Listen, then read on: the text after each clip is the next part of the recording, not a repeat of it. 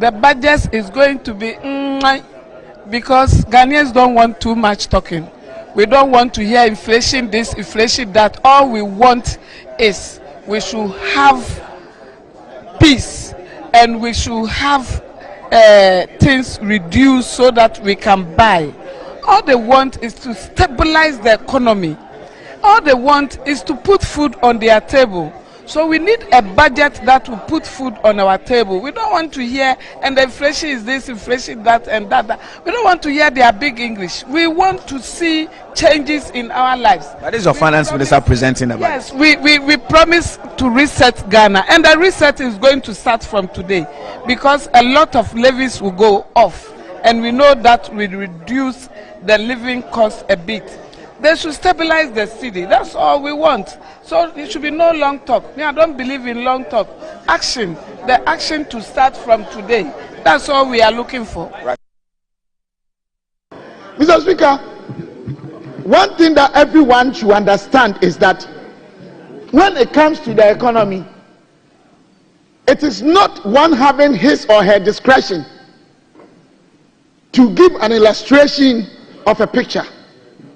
It deals with facts and figures, numbers, numerical description. Mr. Speaker, the number one and the most important primary macro indicator to show whether a country's economy is doing well or not, number one is the GDP.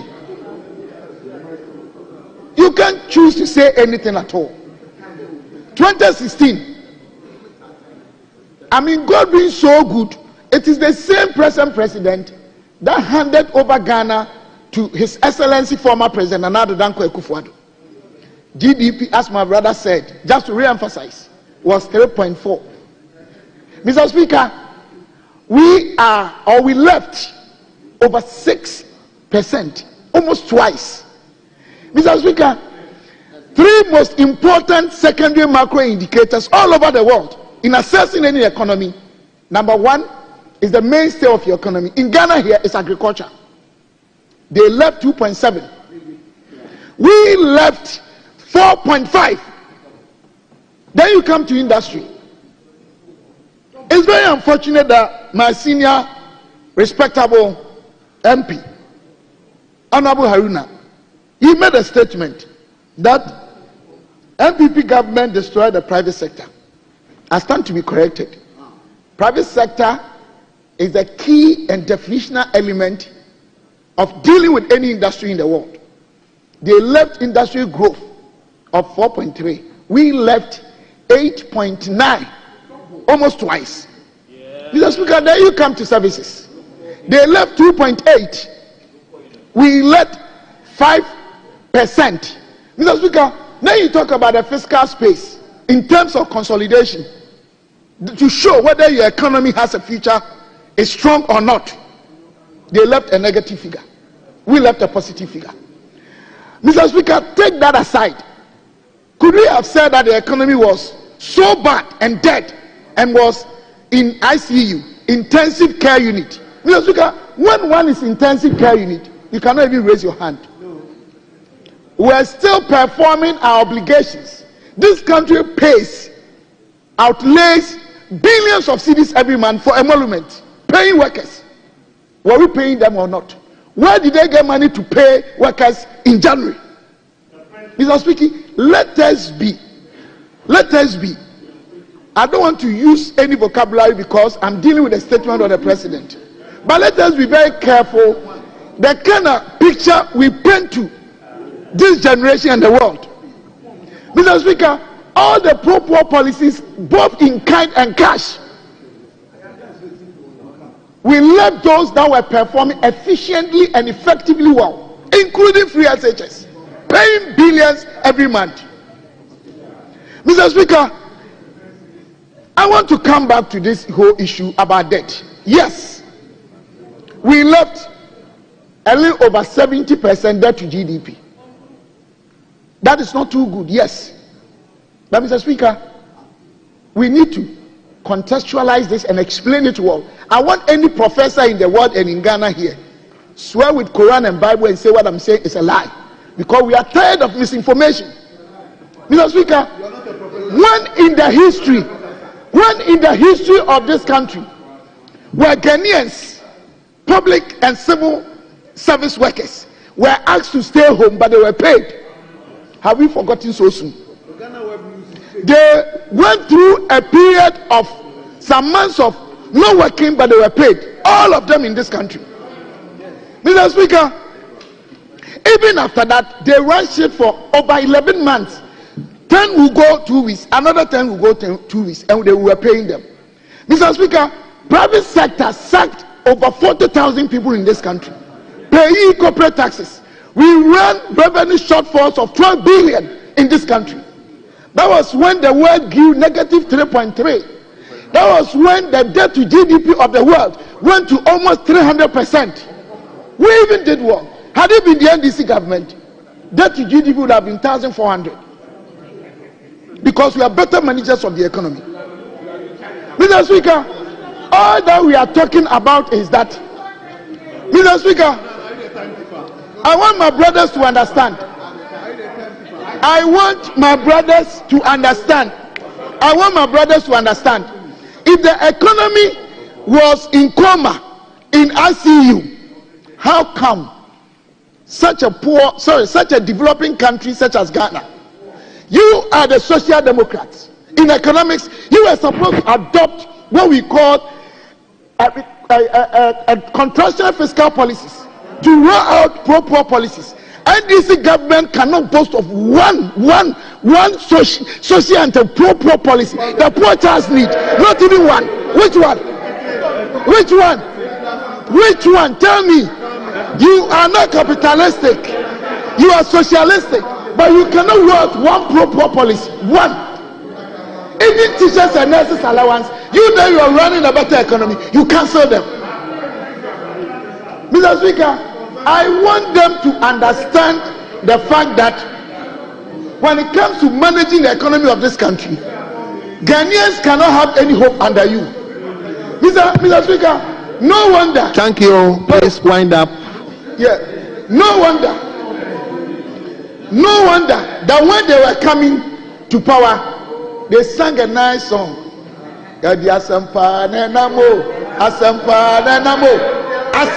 is where official NDC members are torturing soldiers in order for their people to do that. I'm saying Asampa is where private properties and homes. Thank you. The budget is going to be because Ghanaians don't want too much talking. We don't want to hear inflation this, inflation that. All we want is we should have peace and we should have things reduced so that we can buy. All they want is to stabilize the economy. All they want is to put food on their table.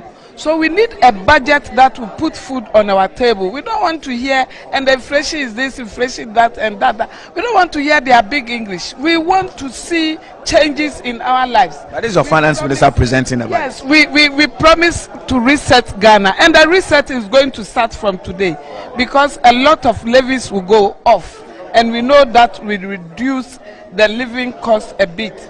They should stabilize the city. That's all we want. So it should be no long talk. Me, I don't believe in long talk. Action. The action to start from today. That's all we are looking for. Right.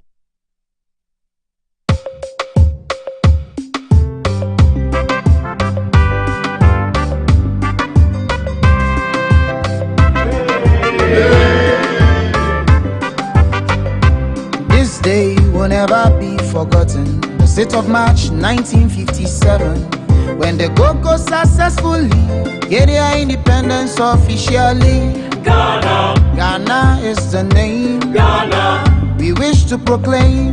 We will be jolly, merry and gay. The 6th of March Independence Day. The battle has ended, and thus Ghana, your beloved country, is free forever. He endeavored continually to bring us freedom and liberty. The Progress Party supports wholeheartedly a policy for the Ghananization of the economy of Ghana.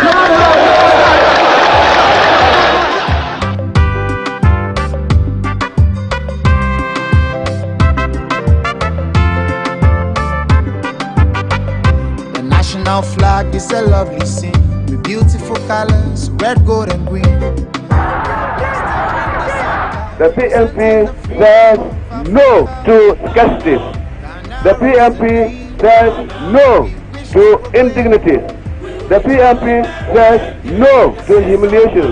The PMP says no to all that has been negative in our national life over the last 30 years. We'll be jolly, merry, and gay. The sense of marching Independence Day. Ghana is the name Ghana we wish to proclaim. We'll be jolly, merry, and gay. The sense of marching Independence Day.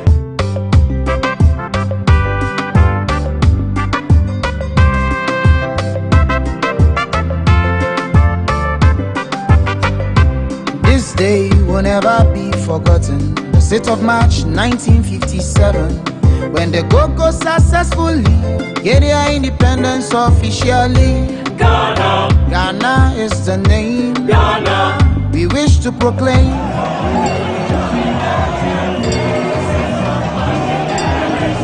Wait a minute. When we win, I want the victory to be for every Ghanaian, no matter which party they are in. He endeavored continually to bring us freedom and liberty. Ghana is the name Ghana we wish to proclaim. We will be jolly, merry, and gay. The sense of marching Independence Day.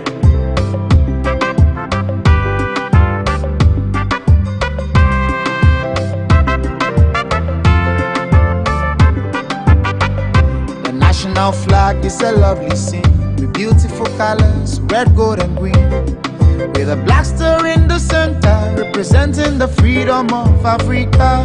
Ghana is the name Ghana we wish to proclaim. We'll be jolly, merry, and gay. The sense of marching Independence Day. The past 2 years or so, about 30 women, 5 women have been killed, and that's what the trace of the pulpit. The police are there. God has got some very bad police, and the sense of Samoa, the lawyer, senior lawyer. But when it comes to the Constitution, if it comes to the Constitution, we are in a position to tell it. What the Electoral Commission is doing is in accordance with the Constitution. There's nothing wrong about it at all. Forgotten. The 6th of March 1957, when the Go-Go successfully get their independence officially. Ghana is the name Ghana we wish to proclaim. We will be jolly, merry, and gay. The sense of marching Independence Day.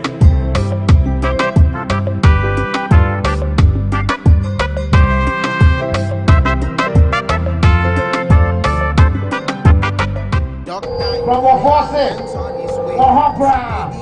So many hundred of what is that thing?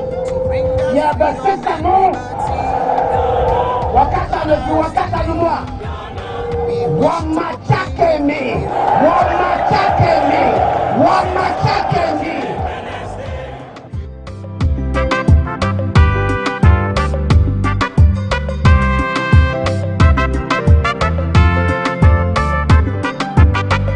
The national flag is a lovely scene with beautiful colors, red, gold, and green, with a black star in the center representing the freedom of Africa. Let everybody get up early on Sunday and go and vote. And vote for a better Ghana. Vote for a better man. Vote for prosperity for all. And vote for equal opportunities for all. And let the people of Ghana reclaim Ghana. May God bless you all. Thank you. Independence Day.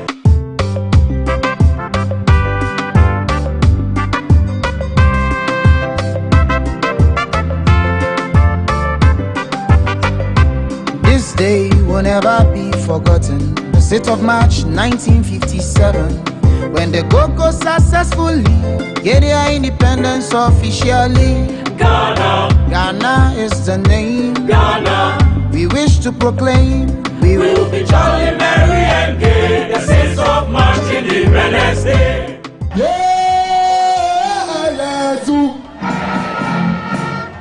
Atami John Mama and DC double.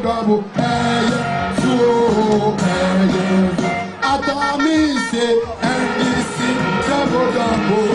John Mama and DC. Freedom and liberty. Ghana is the name. Ghana we wish to proclaim. We will be jolly, merry and gay. The 6th of March, Independence Day. I am neither an Abudu nor an Andami. I am an Abudami. With a black star in the center, representing the freedom of Africa. Ghana is the name. Ghana we wish to proclaim. We will be jolly, merry and gay. The 6th of March, Independence Day. Ghana is the name. Ghana we wish to proclaim. The budget is going to be because Ghanaians don't want too much talking. We don't want to hear inflation this, inflation that. All we want is we should have peace and we should have things reduced so that we can buy. All they want is to stabilize the economy. All they want is to put food on their table.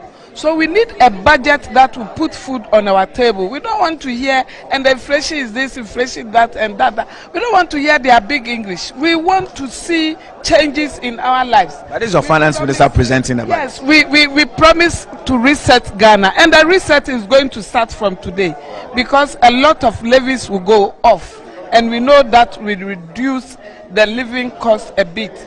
They should stabilize the city. That's all we want. So it should be no long talk. Me, I don't believe in long talk. Action. The action to start from today. That's all we are looking for. Right. Mr. Speaker, one thing that everyone should understand is that when it comes to the economy, it is not one having his or her discretion to give an illustration of a picture. It deals with facts and figures, numbers, numerical description. Mr. Speaker, the number one and the most important primary macro indicator to show whether a country's economy is doing well or not, number one is the GDP. You can't choose to say anything at all. 2016, I mean, God being so good, it is the same present president that handed over Ghana to His Excellency former President Nana Danko Akufo-Addo. GDP, as my brother said, just to re-emphasize, was 3.4. Mr. Speaker, we left over 6%, almost twice. Mr. Speaker, three most important secondary macro indicators all over the world in assessing any economy. Number one is the mainstay of your economy. In Ghana here is agriculture. They left 2.7. We left 4.5. Then you come to industry. It's very unfortunate that my senior respectable MP, Honorable Haruna, he made a statement that MPP government destroyed the private sector. I stand to be corrected. Private sector is a key and definitional element of dealing with any industry in the world. They left industrial growth of 4.3. We left 8.9, almost twice. Mr. Speaker, then you come to services. They left 2.8. We left 5%. Mr. Speaker, now you talk about the fiscal space in terms of consolidation to show whether your economy has a future is strong or not. They left a negative figure. We left a positive figure. Mr. Speaker, take that aside. Could we have said that the economy was so bad and dead and was in ICU, intensive care unit? Mr. Speaker, when one is intensive care unit, you cannot even raise your hand. We are still performing our obligations. This country outlays billions of cedis every month for emolument, paying workers. Were we paying them or not? Where did they get money to pay workers in January? Mr. Speaker, let us be. I don't want to use any vocabulary because I'm dealing with a statement of the president. But let us be very careful the kind of picture we paint to this generation and the world. Mr. Speaker, all the pro-poor policies, both in kind and cash, we left those that were performing efficiently and effectively well, including free SHS, paying billions every month. Mr. Speaker, I want to come back to this whole issue about debt. Yes, we left a little over 70% debt to GDP. That is not too good, yes. But Mr. Speaker, we need to contextualize this and explain it to all. I want any professor in the world and in Ghana here swear with Quran and Bible and say what I'm saying is a lie, because we are tired of misinformation. Mr. Speaker, when in the history of this country where Ghanaians, public and civil service workers, were asked to stay home but they were paid, have we forgotten so soon? They went through a period of some months of no working but they were paid, all of them in this country. Mr. Speaker, even after that they ran shit for over 11 months. 10 will go 2 weeks, another 10 will go 2 weeks, and they were paying them. Mr. Speaker, private sector sacked over 40,000 people in this country, paying corporate taxes. We ran revenue shortfalls of 12 billion in this country. That was when the world grew negative 3.3. That was when the debt to GDP of the world went to almost 300%. We even did well. Had it been the NDC government, debt to GDP would have been 1,400. Because we are better managers of the economy. Mr. Speaker, all that we are talking about is that, Mr. Speaker, I want my brothers to understand. I want my brothers to understand. If the economy was in coma, in ICU, how come such a developing country such as Ghana, you are the social democrats. In economics, you are supposed to adopt what we call a contractional fiscal policies to roll out pro-poor policies.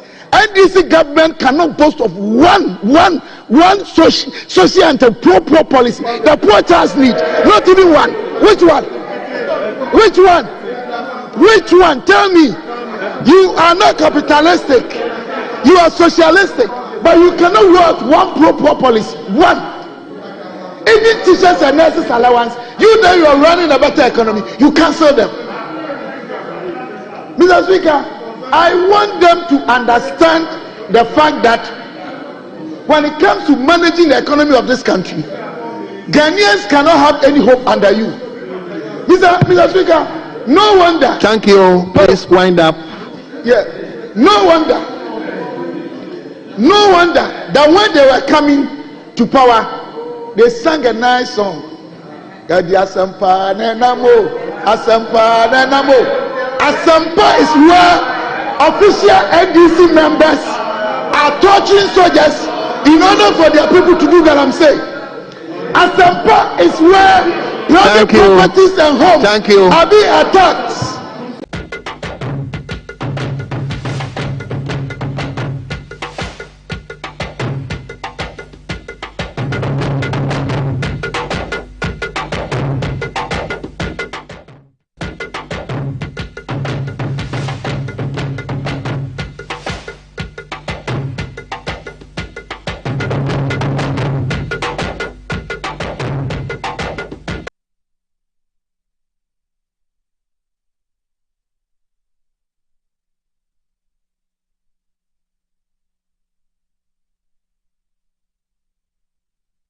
Hello, good evening, viewers. I just read a Facebook Facebook post that was asking us to start the program quickly because we are delaying. What a budget!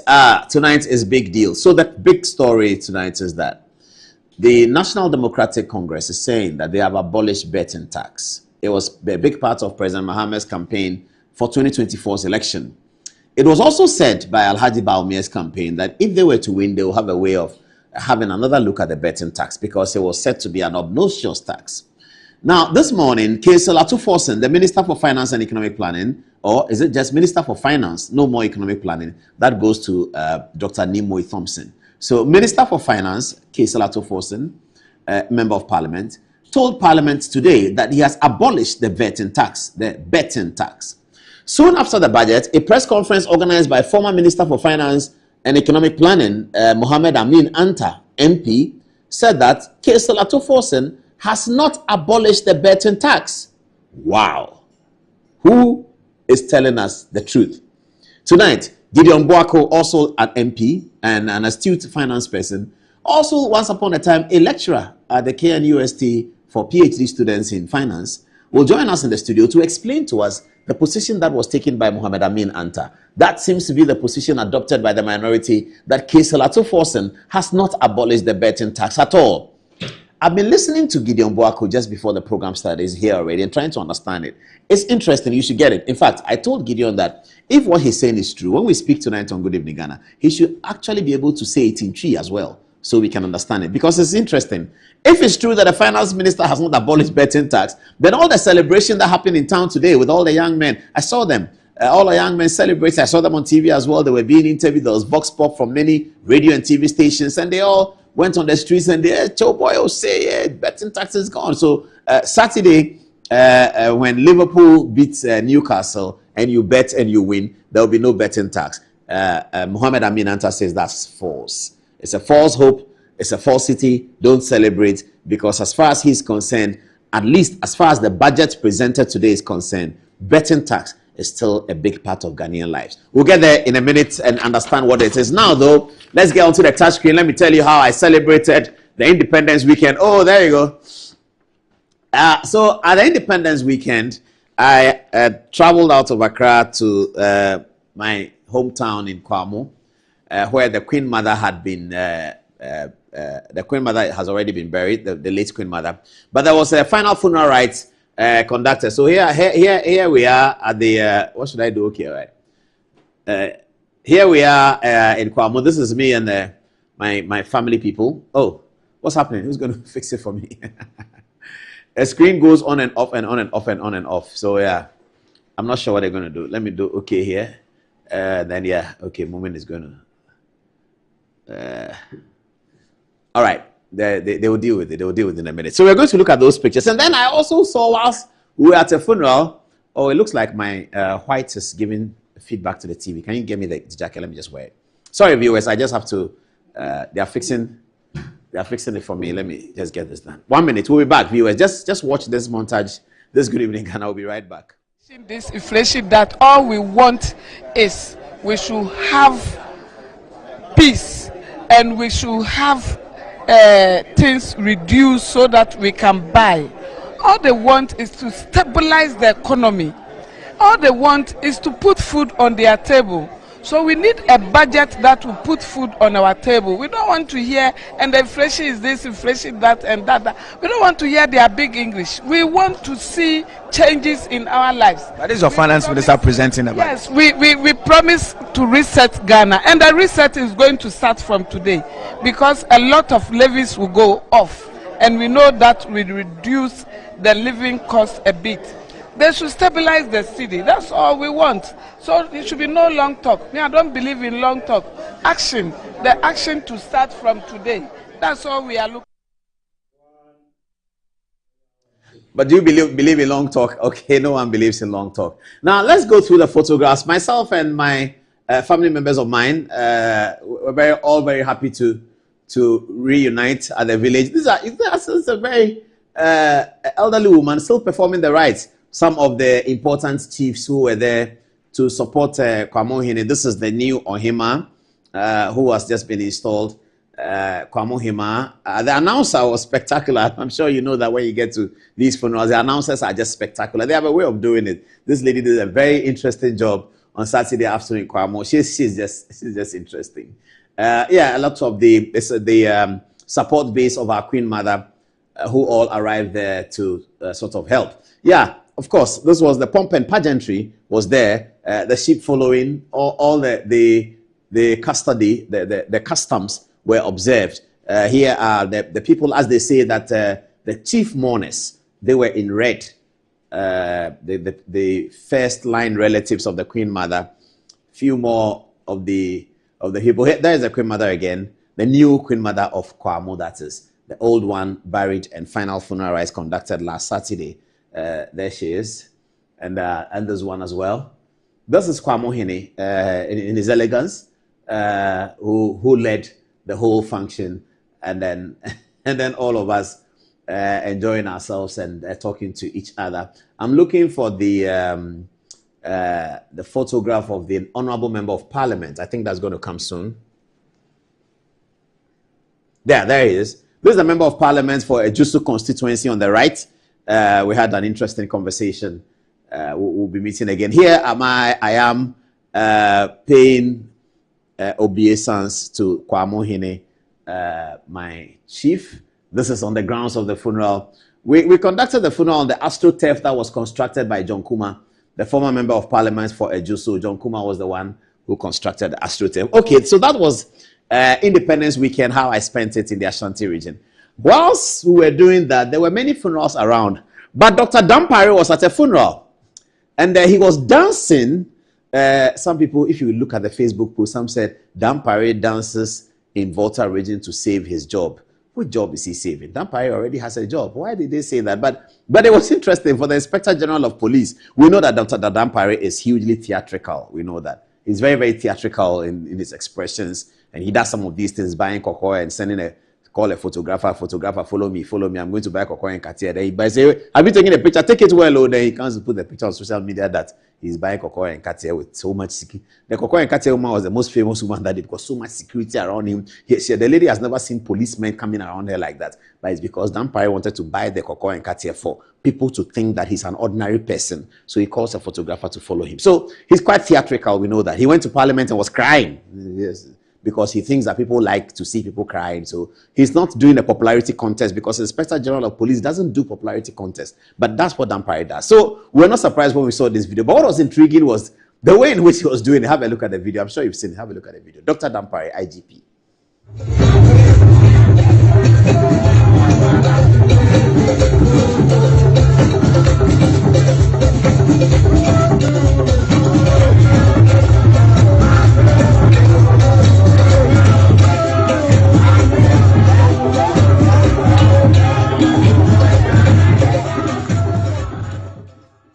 So that's Dr. Dampare. Viewers, you can see him. That's him in the middle with some of the ladies around him.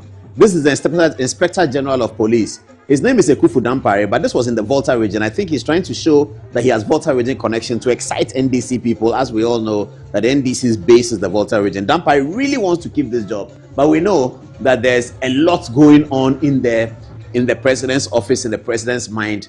And if we had a better lottery system in Ghana, we would have put up the odds. Will Dampare be IGP? 6 to 10, 8 to 10, and you bet on it. And then if Dampare becomes IGP, you get your money. Should we put up the odds if we had a better gaming system? Will Dr. Dampare remain the Inspector General of Police? The odds are over 10. What would you give him? Send us a text message. Will Dampare remain Inspector General of Police? 1 over 10. What are the chances that he will? Tell us what you think. Kofi Boakye says no. Of course, the National Security Coordinator will say no because Dampare refused to promote him.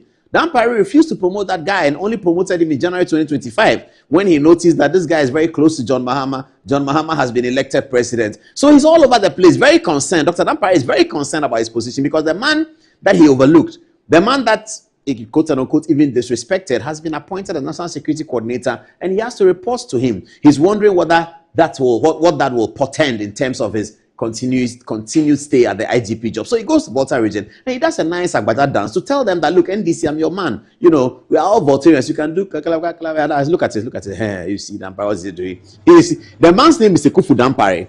When he was looking for the job, he was pushing Ekufu Dampare, that is an Equiapim, so that he will look like the Equiapim people the man who was present at the time was half Equiapim, half Chibi. Akufo's father is Equiapim. So Dampare was pushing that angle. Oh, my name is Ekufu Dampare. Now he says, oh, I'm from Volta region, which is true anyway. Many Ghanaians are like that. So he goes to show the Volta region side because NDC is in power. He has heard that they want to take him out of the IGP position. He has heard, he knows it.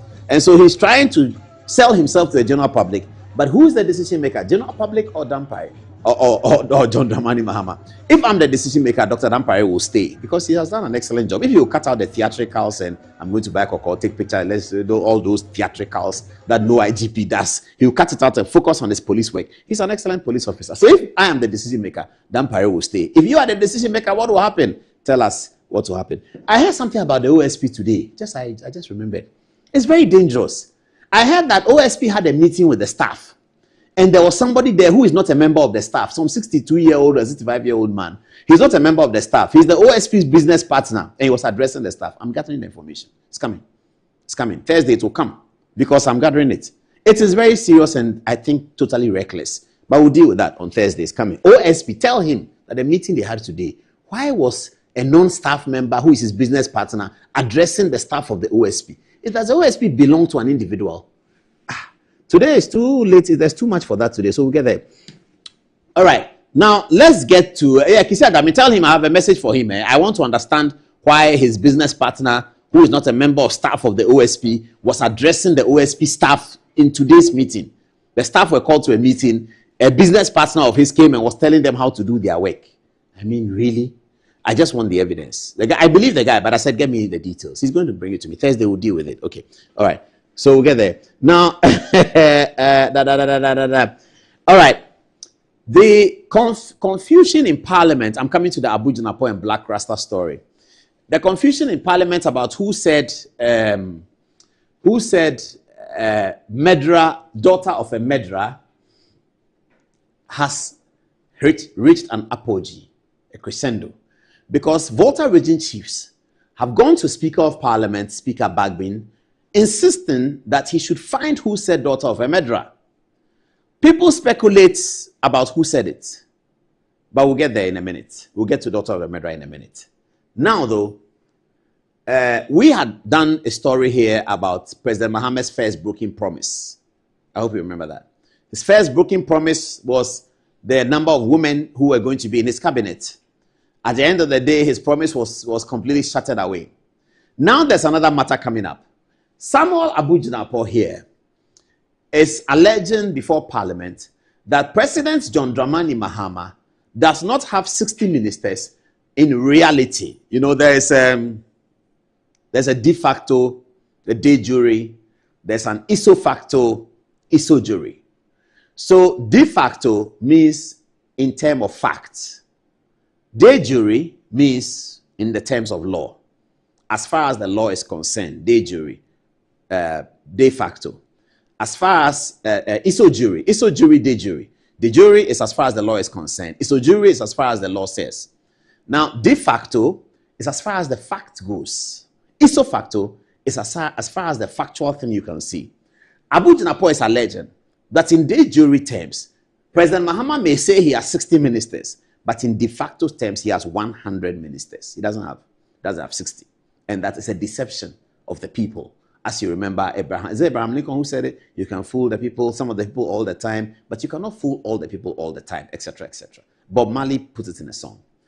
The celebrated Ghanaian conscious speaker, Black Rasta, also took his turn to express his discontent about the way the appointments are being made.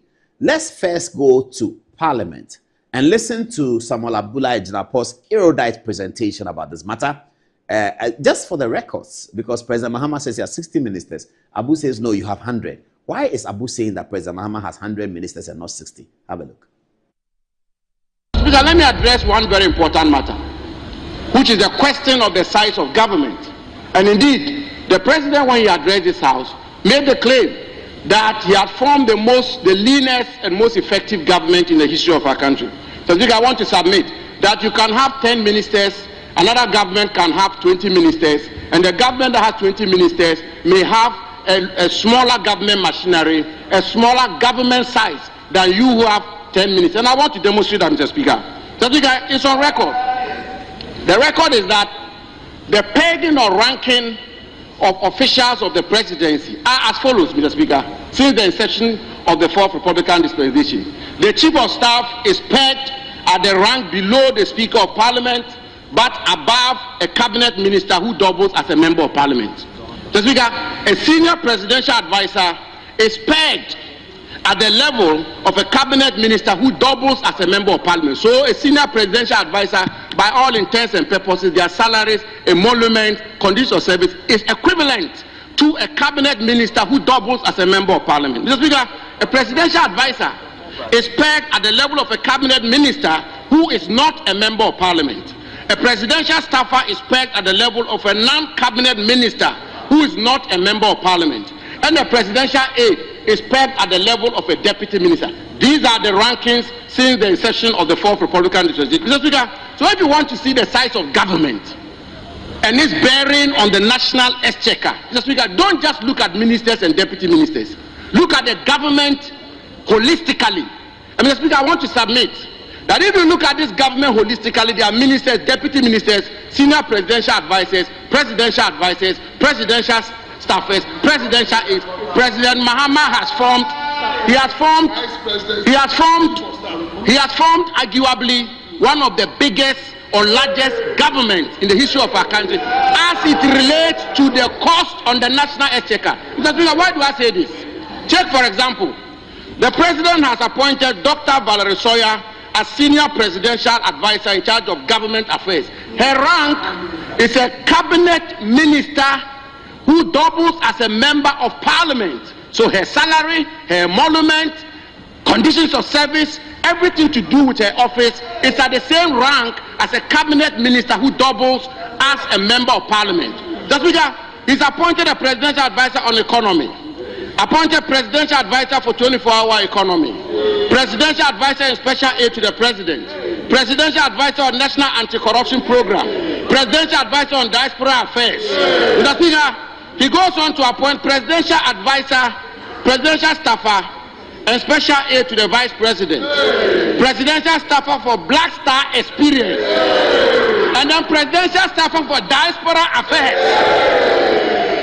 Mr. Speaker, then he goes ahead to appoint 5 policy advisors to the vice president. Mr. Speaker, he tells the country that he's appointed a minister in charge of agribusiness, and yet he's appointed director at the presidency in charge of agriculture and agribusiness. My good friend Peter Buama Otukono. Mr. Speaker, he says he will not appoint deputy regional ministers, and he appoints 16 presidential staffers in charge of the 16 regions of our country. Mr. Speaker, I want to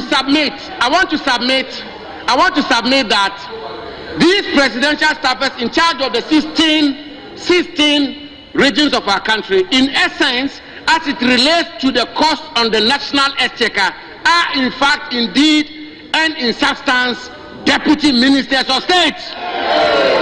Mr. Speaker, he then appoints, Mr. Speaker, listen carefully, please. Mr. Speaker, he then appoints 1 presidential advisor on media, 4 directors of communication at the office of the president, 5 deputy directors of communication, 2 communication specialists, 5 technical communication assistants, 1 media aide, 1 assistant media liaison officer, 1 communications consultant. That's because I've done the mathematics, and I want to submit. That's because I've done the mathematics that I want to submit, and I do this not from a partisan lens, but I do this as somebody who had the privilege and honor to serve as Deputy Chief of Staff. I know how it works. In terms of the cost on the national exchequer, the President has appointed 100 ministers and deputy ministers.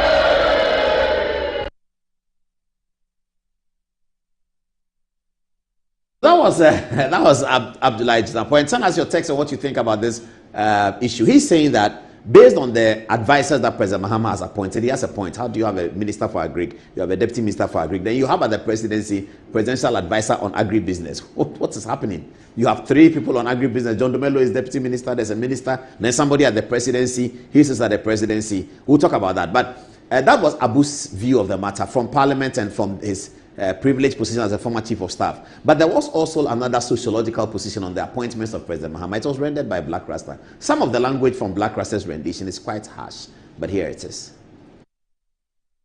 I am honestly worried about the number of people President Mahama is appointing left, right, and center. I am scared.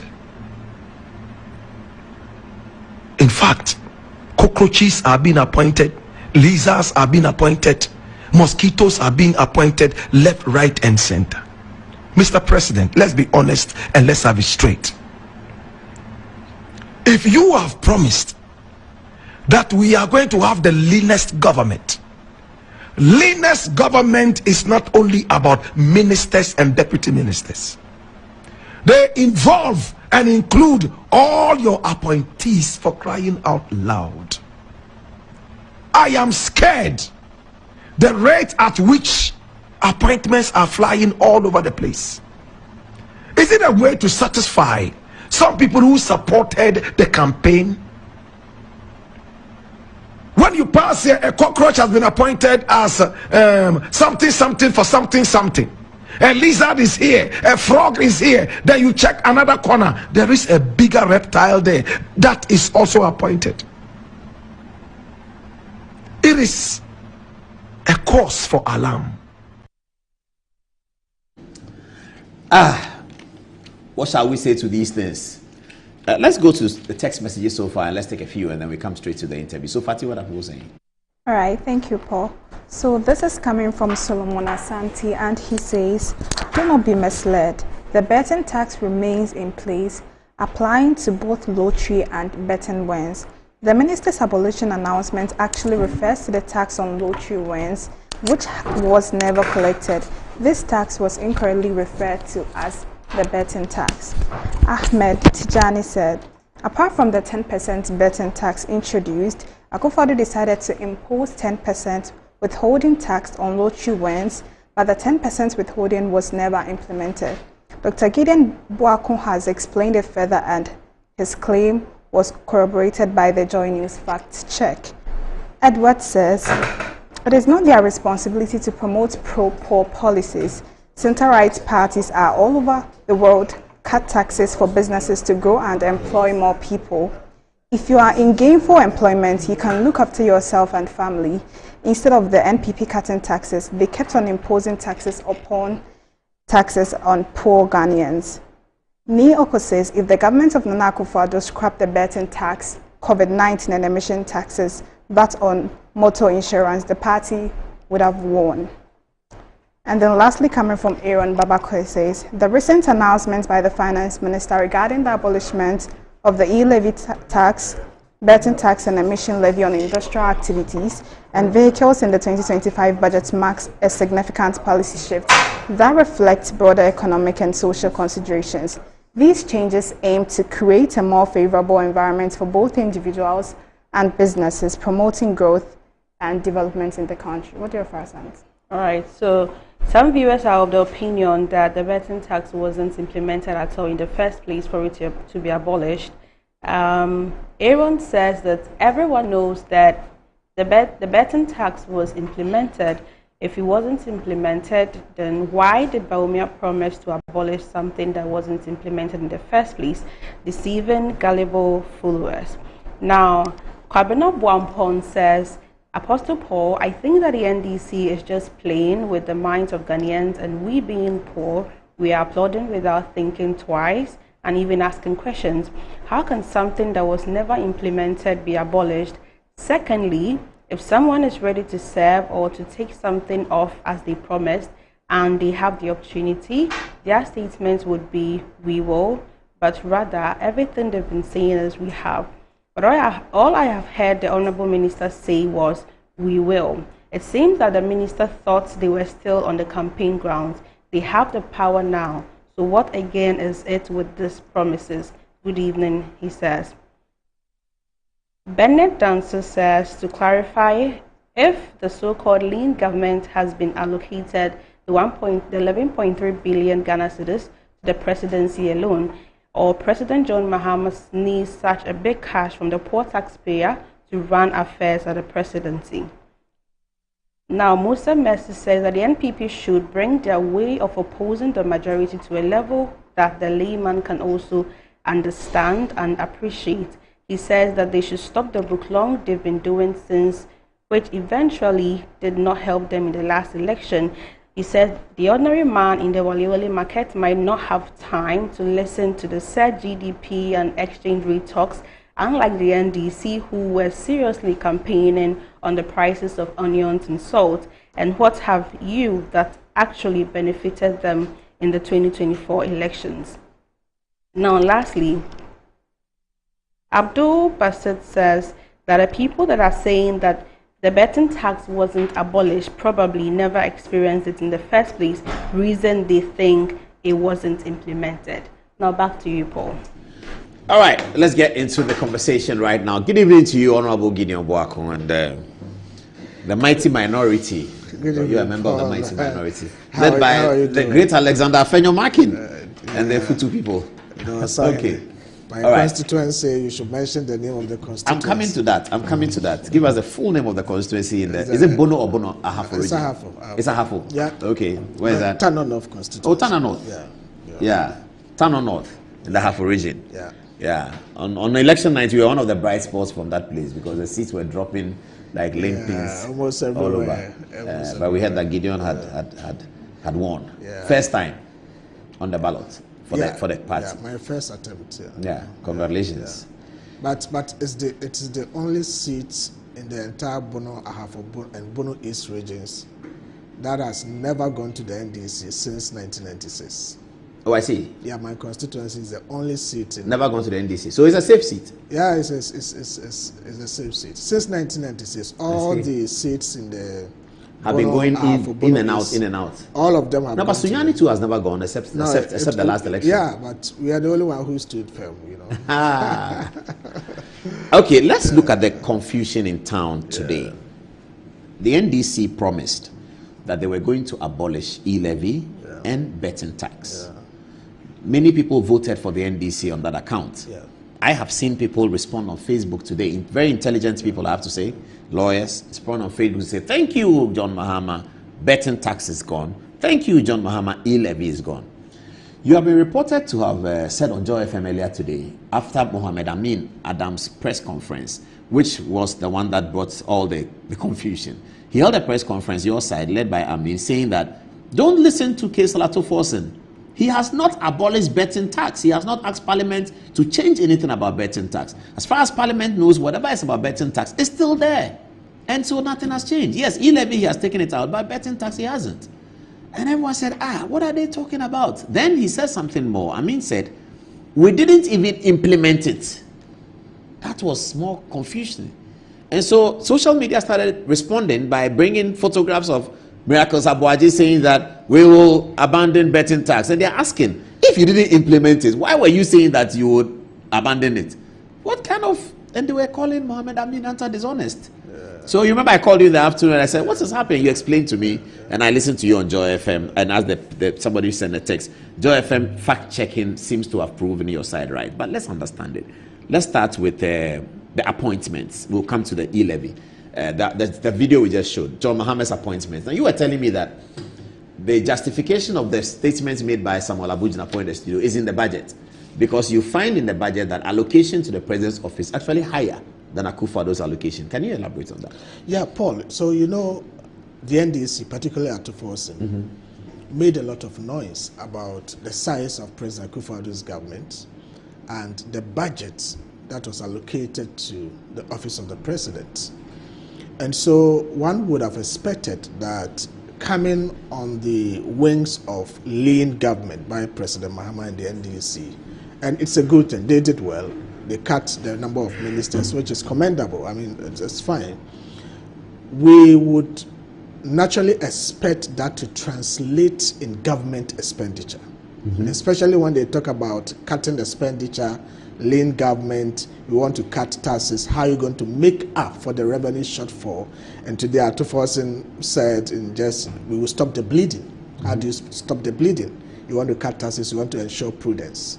We were expecting that the budget, the appropriation that this government is seeking will be far lower than what President Akufo-Addo saw. First and foremost, for the fiscal year of 2024, President Akufo-Addo's government, I'm talking about actuals, this is not projected, spent 250 billion cedis. The actual expenditure, end of 2024, how much the government spent, is 250 billion.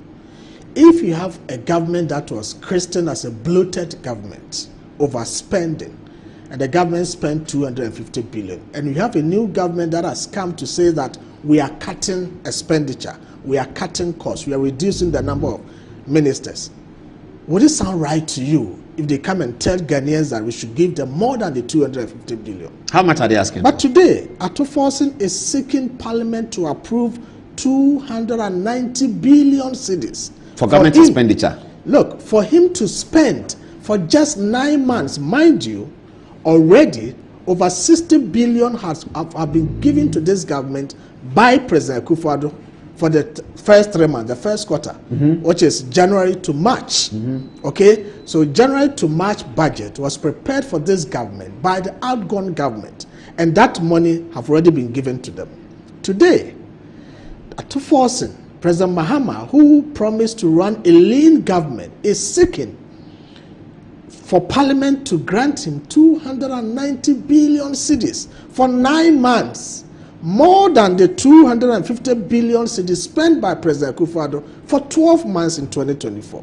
But that is not even the case. What is even more shocking is the allocation to the office of the president. Yes, let's get that breakdown. And Paul, you'll be shocked. If you look at Appendix 4A, and you see, a lot of the time, people listen to the speech by the minister. They don't go and read the budget. The actual details of the budget is in the tables.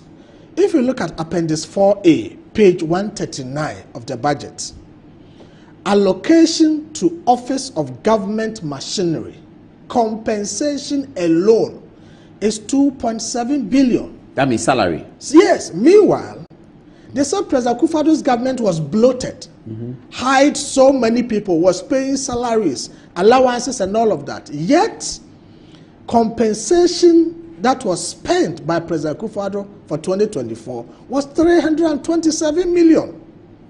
So the government that we said was bloated, at the office of the president, how much they spent on compensation by President Akufo-Addo was 327 million. Now you come and say that you want to run a lean government. You are not increasing the staff at the office of the president, yet you are seeking to spend 2.7 billion on compensation. The same space that Akufo-Addo spent 327. Exactly. They are spending 2.7 billion. Yes, look at this. Look at the percentage increase. Look at this. Look at the budget. How much is going to Felix Ofosu-Kwakye? For what? Government communication. The government communication compensation alone is 8 million Ghana cedis. Just to Felix Ofosu-Kwakye.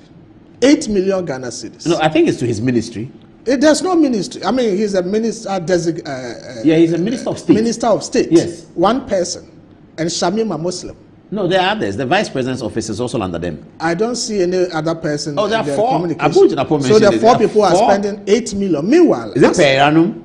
Yes, per annum for 2025. But that is not enough. Again, CAPEX for Felix Ofosu-Kwakye. Hey, we need some RTIs to go to the president. CAPEX for Felix Ofosu-Kwakye, government communication, is 70 million.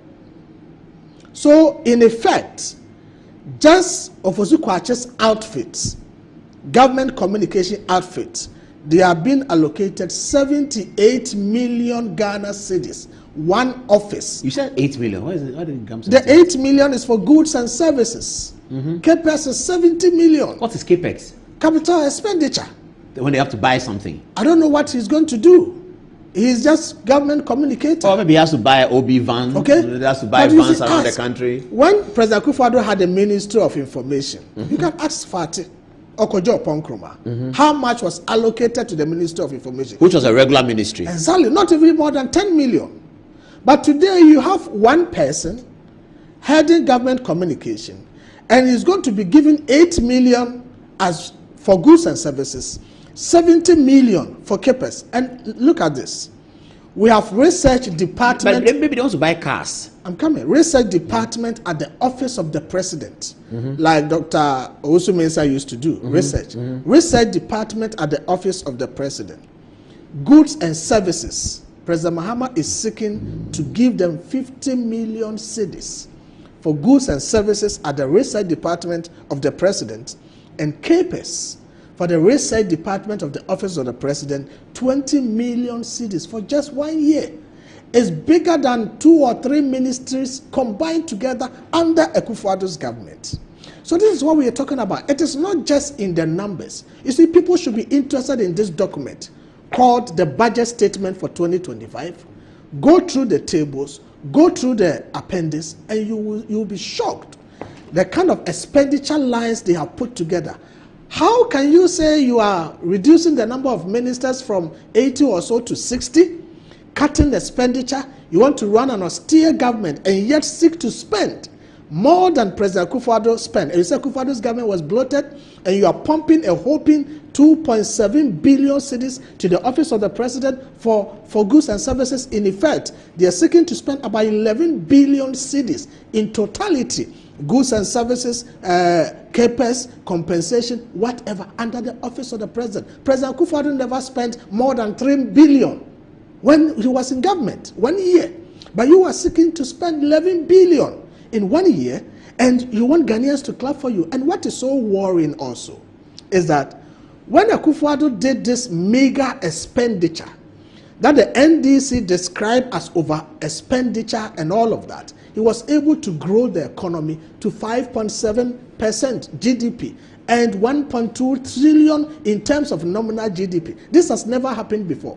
When Finance Minister Kenneth Ofori-Atta went to Parliament in November 2023 and said that for the first time, Ghana is going to record a nominal GDP of over 1 trillion. They said it was not possible. Today, it is possible. With that 250 billion expenditure. Today, Atto-Forson is seeking to spend 290 billion. Yet, he is projecting a real GDP growth lower than what President Akufo-Addo achieved. What are you talking about? Why are you spending more by growing less? That's a sin in that if any finance minister comes and is projecting to grow less than he has inherited, it doesn't make sense. We cannot accept that. It doesn't make sense. Even after COVID, after Russia, Ukraine war. They for granted a lot. After COVID, after Russia and Ukraine and all the community, Akufo-Addo was able to restore the economy to pre-COVID levels.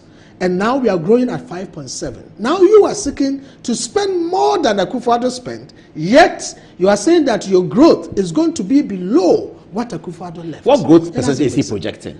4%. But how does Parliament feel when the finance minister, just 2 days before the finance minister came, the Statistical Service published the economic growth and then the GDP size? How does a finance minister come to Parliament and project less than what he has inherited? I can't understand that. I was shocked. And Parliament was happy with it. No, and you saw he felt shy when he was talking about the GDP growth and then the debt to GDP ratio, to the extent that he couldn't openly come out to mention the debt to GDP ratio because he has seen it had reduced drastically. But that's an important message for the budget. How can you read the budget without telling us debt to GDP ratio? If the Ghana Statistical Service had not released the data yesterday, I tell you, they were going to put a debt to GDP ratio at 76%. What did the Statistical Service present? The Statistical Service presented the economic data yesterday. Yes, what was it? Every 3 months. To GDP. And they said that the economy has grown in real terms by 5.7%, contrary to what Atto-Forson and co were putting out during transition. They put all kinds of negative figures, lower figures around. But the Statistical Service. But President Mahama said the economy has been managed criminally. Yeah, the criminally managed economy is growing at 5.7. And then you say you are going to manage it better. You want to grow below that. It doesn't make sense.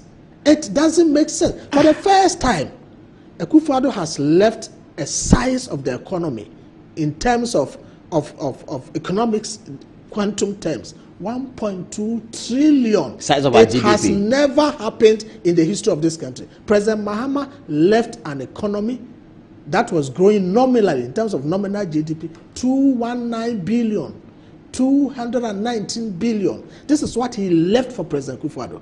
Akufo-Addo in 8 years has moved that, not around 500 billion, not 600 billion, not 800 billion, not 900 billion, not just 1 trillion, 1.2 trillion. Then again, Akufo-Addo has left you gross international reserves of $8.9 billion sitting down for you. What else do you want to do? And with all this, they are projecting to grow lower. To grow less. But that is a crime. That is the crime. If we have time to go to the budget now, there's a lot of child's play. To be honest with you, you see, I shouldn't have had the opportunity to criticize Atto at this time, because it is his first budget. He is new in the ministry, although he has served as deputy minister before. But what he did today, there's a lot of policy incoherence. Because he says one thing here, and the other time he says it. Did you hear him say that there's a lot of arrests, and he has inputted in his data about 49 billion cedis as arrests? Then he comes back along the reading to say that these arrests are yet to be audited. Which serious finance minister does this? You don't go to parliament to present arrest figures that are not audited. And mind you, anytime you come as a new government, you will get all sorts of contractors coming to you that, oh, government owes me S amount, government owes me Y amount. You need to take your time, validate, audit the figures, and ascertain the veracity of the cases and the evidence presented to you. If you haven't done that, and it hasn't gone through the give-miss process, it can never be recognized as a liability for government. But here we are. We have a whole finance minister who comes to parliament to present figures that he himself admits are not audited, just to let a government look bad. But interestingly, when he was talking about the gross public debt, you see, he could not add those figures to the gross public debt, because these debt figures are stocks. They have been recorded by the Bank of Ghana, the IMF, in December. And so that one was started. He couldn't deal with that. Yet he moved around to say that we owe this amount, we owe road contractors, we owe this. How have you verified this data? Have you audited them? No. And he himself said they have not been audited. Yet he has used that to compute primary balances and putting us in the deficit and all of that. In April, I can bet you, the IMF is coming back for review. And I can tell you, most of these figures, they will reverse them. And so I don't understand why the finance minister allows himself to enter into this arena, to present false information, and he knows they are not true. Look at the tax issues he talked about. So let's get to the tax. Has e-levy been abandoned? Yes. He's cancelled e-levy. I am in full support for the abolition or the cancellation of taxes that may be christened as nuisance taxes. I won't sit here to say that if a tax is nuisance, we should still burden the Ghanaian people. And mind you, President Akufo-Addo did something fantastic. Remember Mr. Kenofurata's first budget on 3rd March 2017. Sometimes we forget so quick. In the first budget of President Akufo-Addo, he abolished or removed 17 different taxes in this country. Today people want to pretend they have forgotten.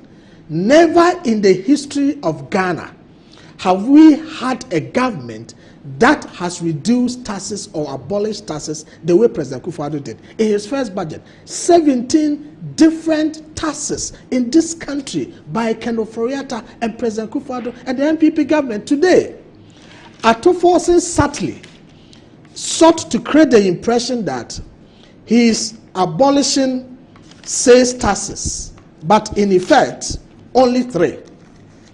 And he gave the impression he's abolishing 6. Yes. 1, 2, 3, 4, 5, 6. That was a big lie he told the people of this country, because he said that they are seeking to abolish emissions levy, withholding tax on lottery earnings, VAT on motor vehicle insurance, e-levy, 1.5 withholding tax on export of gold, and then COVID-19 levy.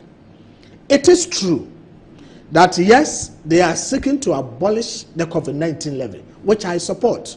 Vice President Bawumia had indicated that the purpose for which the COVID-19 levy was imposed is outlived. So it is better we abolish it. So he talks about that. The 1.5 withholding tax on gold exports. Remember, it was 3%. And government, President Akufo-Addo through Finance Minister Ken Ofori-Atta, reduced it to 1.5%. The 3% was imposed by the previous NDC government. NPP brought it down from 3% to 1%. So effectively a reduction of 1.5%. Today, Atufosi is seeking to reduce it further, to make it zero. Fantastic. I support it. Then e-levy. Okay? He says that they are going to abolish e-levy, which I also support. Remember, Bawumia had even indicated that there was no sense in e-levy and all of that. But when he says, I will abolish emission levy, Paul, with all due respect, there is nobody in this country who is charged a tax or levy called emissions levy. So something that is not there, why do you say you will abolish? But we all know about some emissions levy that Parliament discussed before. Parliament passed the act for the imposition of the emissions levy. Yes. And remember, when Bawumia started his campaign and announced that he will abolish the emissions levy, later government came to say that they are no longer implementing the emissions levy. So the emissions levy was never imposed on anybody. There's nobody in this country who can raise a finger to say that I have paid some form of emission. So even though Parliament passed it, it was never implemented. Never implemented. Till the MPP till left today, office. till today. But Atufosi says he's abandoning it. You don't understand. That is one of the lies they try to put across Ghanaians. Then two, he says VAT on motor vehicle insurance. As we speak today, there is no VAT on motor vehicle insurance. Not a single person in this country can raise up a finger to say that I have paid motor vehicle insurance. Rather, they are imposing a tax because there is tax exemption on all non-life insurance. Now they are taking away the tax exemption, okay, that President Akufo-Addo placed on all non-life insurance. They are taking it away to let people who are going for non-life insurance to pay, and then they are excluding the motor vehicle insurance. But it was not there. It is not something people pay. Rather, it was not paid together with other things, all the other non-life insurance. You are saying that you're going to impose tax on the non-life insurance, excluding the motor vehicle. But we are saying that, Mr. Minister, there is no VAT as we speak on motor vehicle insurance. So what are you seeking to abolish? That is also another lie that he put out. Then the next thing that has generated controversy is the 10% withholding tax on lotto winnings. You see, Paul, the Income Tax Amendment Act 2023, Act 1096, okay, the Income Tax Amendment Act 2023, Act 1096, comes with some taxes. In there, we have some taxes that are under the Gaming Commission, and we have another that is under the Ministry of Finance. So we have the betting tax, which is the 10% betting tax, sport betting tax. And then we have the 20% gross gaming tax on gross gaming revenue. And then we have the 10% withholding tax on lotto winnings under the National Lottery Authority. The confusion that Atufosi created in the budget, either deliberate or he did that unwittingly. If it was deliberate, and I'll come to show you why I think it is deliberate. You know, naturally, Atufosi has never been in support of the scrapping of the betting tax. He calls it a sin tax, and so we must put it in. He comes to Parliament to read the budget and say, Mr. Speaker, we will abolish the 10% withholding tax on lotto winnings, into brackets betting tax. You are talking about two different things in one sentence. Which of them does he technically mean to abolish? Is he suggesting as the Minister for Finance that he doesn't know that there's a difference between the 10% withholding tax on lotto winnings and the 10% sport betting tax. Is that the case? Is the minister saying he doesn't know the difference? Are there different taxes? There are two different taxes. There are two different tax handles. Passed by parliament separately Exactly. or at the same time? Or under one act, but two different lines. So there's a 10% withholding tax on lotto winnings. That is there. And there's a 10% betting tax. The 10% betting tax is what we all know. As sports betting. MPP said, Baumia said, we will scrap that. Yes, Mahama yes, also yes. said they will scrap. Yes, yes, yes. So we were all thinking that if the minister was going to abolish the betting tax, he will be explicit on it in saying that we will abolish the 10% sport betting tax. He didn't say that. He went to lay emphasis on the 10% withholding tax on lotto winnings, which is different from the betting tax, and then he puts into bracket betting tax. So he creates a confusion. No, so the 10% on lotto earnings, has that been implemented? Never at all. Oh, that's confusing. That is never implemented. But that is what the minister stresses. No, but we don't understand that. We don't get it. Exactly. It is like saying something and you put another in inverted commas. The one in inverted commas is not what you mean. Is that not the case? So he says that we will abolish the 10% withholding tax on lotto winnings, which has never been implemented at all. Then he says into brackets betting tax. Which one? So he's suggesting to the general public and to parliament that reference to lottery, 10% of lottery winning is the same as reference to betting tax. That is why he's saying. That's what he's suggesting to us. That is not the case. That's false? That is false. That is why today when I raised it on Joy, the lady was saying that Joy FM even agreed with me. Yeah, they did a fact check. They said you were right. The two are not the same. So that the 10% on lottery has not been implemented. Never at all. So there's no point abolishing it. There's no point. So it doesn't exist. That is why Dr. Amin was saying that, look, if what you mean by betting tax is the 10% withholding tax on lotto winnings, then we have never implemented that at all. But if you mean the sports bet, then that we have implemented. Agree with you. And you can come to parliament and change it. That is the point. But he doesn't seem to be talking about that. No. Could it be sort of an error? He's trying to be smart. And the reason why I say he's trying to be smart is that all the taxes he's seeking to abolish, he mentioned about 10 acts or so that he's coming to parliament with to seek amendments. All the taxes he seeks to abolish found themselves within those 10 acts he's bringing to parliament to abolish. The act that gave birth to the 10% sport betting tax is the Income Tax Amendment Act 2023, Act 1096. He never mentioned that. He didn't bring that up for amendment. He didn't bring that for amendment. So if indeed he means to abolish the 10% sport betting tax, why is he not going to parliament with the act that gives birth to that tax to amend that? Because he mentioned them, he gave a chronology of them, 10 of them. He mentioned 1, 2, 3, up to 10, Mr. Speaker.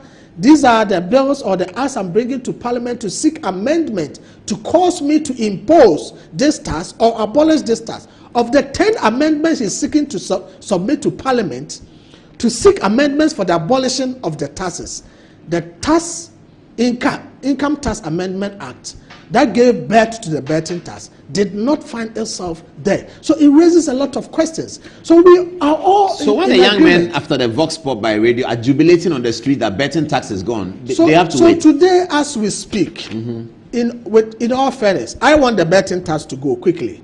Today as we speak, in the budget that was presented by the finance minister and the acts he is submitting to parliament to seek amendment for the cancellation or scrapping of taxes, the sport betting tax is not part of it.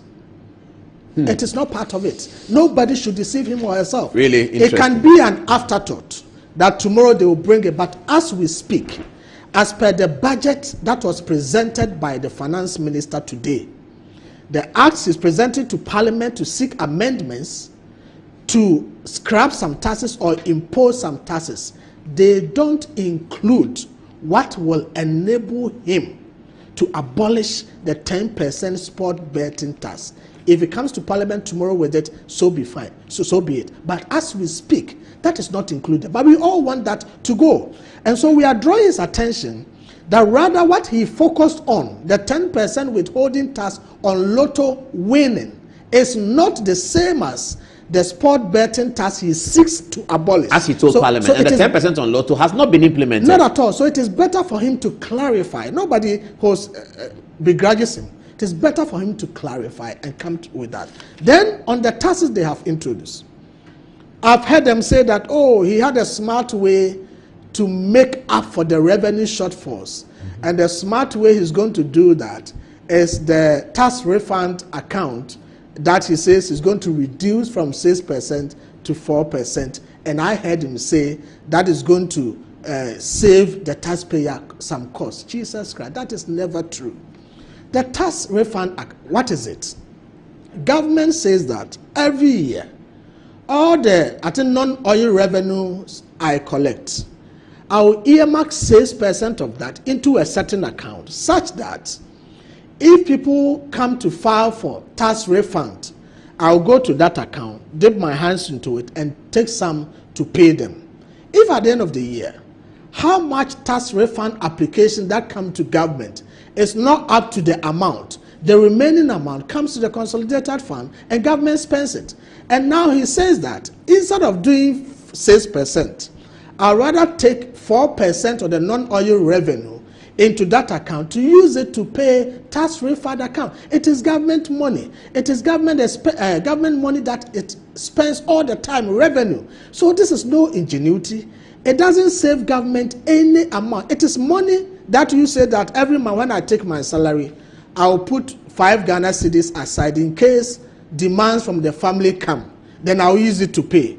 Then today you are saying that, oh, these days demands from family don't even come regularly. So instead of 5 cedis every month, I'm making it 3 cedis. Then you tell me that the 2 cedis that you have is a gain to you. It is your money anyway that you're supposed to spend. Government can decide that I won't even have the tax refund account. Anything is in the consolidated fund. If people file for tax refunds, then I will pay to them. There is no ingenuity anywhere. So he is not replacing or plugging the hole that has been created by the tax cuts with that. In any case, that is just about 3.8 billion. The tax cuts are far more than that. Rather, what he has done is that he is scrapping 3 taxes and replacing them with 4 new taxes. And people are not paying attention because as he was reading, where he was scrapping the taxes, he listed all of them together. So when he mentions them, they all sink and gets into your ears. But the ones he is introducing, he will put one in page 1, go to page 10, put another one, go to page 15, put another one. So you are not likely to follow it. But these are the taxes he's introducing. 1, he is introducing the growth and sustainability levy. Already, there's a growth and sustainability levy that is charged on the mining companies and those things by 1%. He says that he's increasing that to 3%. Then also, the sunset clause suggests that that levy should come to end this year. Atufosi says he's extending it from 2025 to 2028. That is 2. What clause? What's that clause? The sunset clause. Sunset clause. Exactly. What kind of tax is that? You know, the growth and sustainability levy is supposed to end this year. When Finance Minister Kenofurata brought it, he said after 2025, we will be done with exactly what we want to do. So we will not implement that again. Now, Atufosi says... He's continuing it. Atufosi says he's extended it. How is that tax collected? Who pays it? It's the mining companies. Oh, it's also still on the mining companies. Okay. So then again, he is seeking to impose special import levy. Okay, special import levy from 2005 to 2008. Remember when President Akufo-Addo came, he removed the special import levy. What is it? What does it charge? It's charged on imports. Any imports? Any and every? There's a category of items. They said they were going to reduce import duties. Today they are charging. And throughout the budget, we never heard anything about reduction in import duties. Then again, they are charging non-life insurance. Okay, they are charging a tax on non-life insurance. Rather, what they are seeking to do is remove the VAT exemption, because President Akufo-Addo placed VAT exemption on all non-life insurance. All. Now, are saying they are going to charge. So they are taking away the exemption. So in effect, they are introducing 4 new taxes, scrapping 3. If you add the road toll, that was 0 rated by President Akufo-Addo that they want to bring. If you want to add that one, it means they are introducing 5 taxes in the budget, scrapping 3, adding 5 to make way for the revenue shortfall. So if they say that they are going to make for the revenue shortfall from e-levy especially. Yeah, revenue shortfall from e-levy, from the betting tax if they do, and then also from the 1.5 withholding tax on gold exports. Okay, 3 taxes, and they are introducing 5. When President Akufo-Addo removed or abolished 17 different taxes in 2017, not a single tax was introduced in that year. Not one. Akufo-Addo removed 17. Did they talk about? I'll come to you. Text messages. Get ready. I'll come to you soon. Did they talk about e-levy? Did I say e-levy? 24-hour economy. Paul, it's interesting. You see, the 24-hour economy was the cornerstone of their campaign. President Mahama delivered a State of the Nation address. We never had anything comprehensive about the 24-hour economy. The finance minister has come to Parliament, delivered the budget. We've never had anything comprehensive about the 24-hour economy. All of them deferred. The minister said, when the president said, when finance minister comes, he says, we will bring a policy. Look, it's all hoax. They just deceive people. Today you hear, it is not compulsory. Tomorrow you hear another thing. The jobs that throughout this budget, did you hear any line properly so designated for job creation? No. No novelty, no ingenuity. The budget actually lacked plan. Okay? So I don't know what exactly the finance minister was seeking to do. Look at what he said. There's going to be quarterly adjustment of electricity tariffs. Quarterly. So today, every 3 months, he's going to increase electricity tariffs. This is what the finance minister said today. Quarterly adjustment of electricity tariffs. So I want Ghanaians to take their time, pay attention to what he said today, and you realize that, look, it's going to be messy. It's going to be total messy. Quarterly adjustment of electricity tariffs in this country. Every 3 months. It's just like we've done with the deregulation of fuel prices. Every now and then, there's a pricing window, and then they come and they say one thing or the other. Quarterly adjustment of electricity prices in this country. You didn't hear anything about infrastructure? Okay? Now he says even GET Fund. They are going to uncap GET Fund and finance free SHS through GET Fund. But Paul, you know very well, you know the GET Fund Act. Basically, GET Fund is for infrastructure. Yeah. GET Fund is basically for infrastructure. What then happens to schools under trees? What then happens to education infrastructure in our schools? But where was free SHS being financed from? Free SHS was funded from the annual budget funding amount. So why can't they do that? Why are they going to? It's as simple as that. Why do you want to touch GET Fund? Akufo-Addo, for 8 solid years, funded free SHS from government national budget, the annual budget funding amount, without a problem. Even when there was COVID and Russia and Ukraine, President Akufo-Addo said, because there is global crisis and challenges, I'm no longer staying committed to free senior high school. Today, you say you want to fund free SHS through GET Fund. Then what becomes of GET Fund's core responsibility for providing education infrastructure in this country? Look, the guys are going to mess up with things. They simply cannot get it. And they just want to put their hands on anything and then come to anything.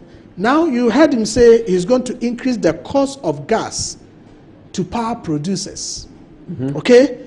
Increase the cost of gas to power producers and some private companies, Car Power and Do. If you increase the cost of gas that Ghana Gas supplies to Car Power, the electricity tariff will go up. Electricity prices will go up. Electricity prices will go up. These are the effects of the words the finance minister mentioned today. Why is government seeking to increase gas prices to companies that are giving us electricity? So if I'm the one producing electricity. But what's the point? Are we selling the gas too cheap? I don't understand. And you increase the price to them. You're telling them to pass on the cost through to the consumer. PURC. Exactly, to the consumer. PURC may block it. To the consumer. That is why PURC have power to block it, don't they? We will see. That is why they are saying there will be quarterly adjustment of electricity prices. So these are the things we need to pay attention to as a country and see what the plan is. How can you preach about austerity? They are talking about austerity, cutting this, but in practice, it's extravagance. You are seeking more appropriation than what the government that you said was a big government is seeking. That's a big story that we have to stay with. No creativity in the budget and the figures they have put across. Primary balance figures, computation that is wrong, using all kinds of arrests that do not find expression in the definition of the primary balance, and figures that have not been verified. And the minister said something. He said that total expenditure as a percentage of revenue for 2024 was 26%. And that he is going to do total expenditure as a percentage of revenue of 20%. Why? Do you know why he said that? No.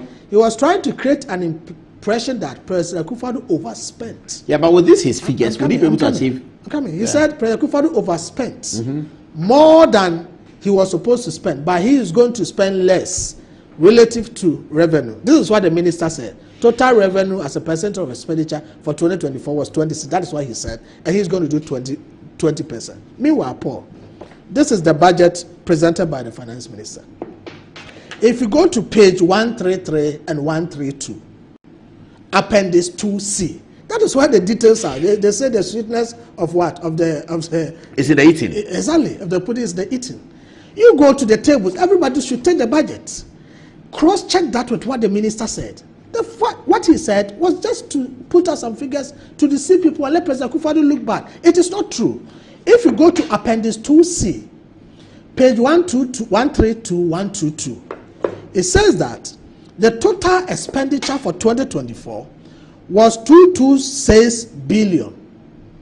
And then the nominal GDP growth is 1.2 trillion. If you strike the ratio, okay, 226 billion divided by 1.2 trillion gives you 19%. Not 26. Not 26, the minister's own budget. If you go to the appendix. So the 26 total expenditure to revenue ratio of 26 he mentioned was a lie. Then also, if you go to the same appendix, he is seeking to spend 2.9 billion over the revenue he's seeking to get, and that gives you 19.2%. So that is even close to his 20% he wants to talk about. But the figure he mentioned for President Akufo-Addo, that President Akufo-Addo overspent relative to the revenue, it's not true. This is the minister's own document. And if you have a minister that, for want of a better expression, excuse my language, to say that he's not so meticulous, he is not so deep in terms of analyzing his own data, then we have a problem as a country. There was not a single mention of how the minister is going to mitigate cost of living. That is so important in a positive sense. Yeah. Nothing about transport fares, nothing positive about electricity bills. Rather, what we heard about electricity is that every 3 months they will adjust electricity bills, whether upwards or downwards, but we can be very sure it will go up. And then increasing the cost of gas to the power producers to increase electricity bill. There was nothing about transport costs. The NPP President Akufo-Addo, before he left, had talked about saving cost in the transport sector by going EVs, electric vehicles. And the government brought in about 100 EVs, electric vehicles, to the country. Yes, what is President Mahama doing about electric vehicles for public transport to reduce the cost of transportation? Nothing like that in the country. But today, the bread and butter issues that matter to the average Ghanaian person is jobs, cost of living. We never heard anything about that today. Yet, we said that we have presented a comprehensive budget. Look at the big push. They talked about $10 billion or so in the big push agenda, isn't it? Yes. Today, the finance minister says that they are seeking to spend $800 million or so for the big push. Even if he decides to increase that to $1 billion for the ensuing years, for 4 years, that is going to be $4 billion. What will happen to the remaining $6 billion? So the big push agenda President Mahama talked about, there is no commitment to stay true to that. And you see, the fascination about $10 billion, remember the Hope City. President Mahama, this same President Mahama talked about the highfalutin Hope City project of $10 billion. In the end of the day, the RGT never happened. He talked about big push, $10 billion, and today he's talking about $800 million for this year. Even if he increases it to $1 billion the following year, at the end of the day, how much does that come to? So, Paul, there's a lot to digest. Did I hear him say he's abolishing the final expenditure on one district, one factory? Oh, all of them are gone. One district, one factory. He doesn't want to do one district, one factory. Oh, no, all of them are gone.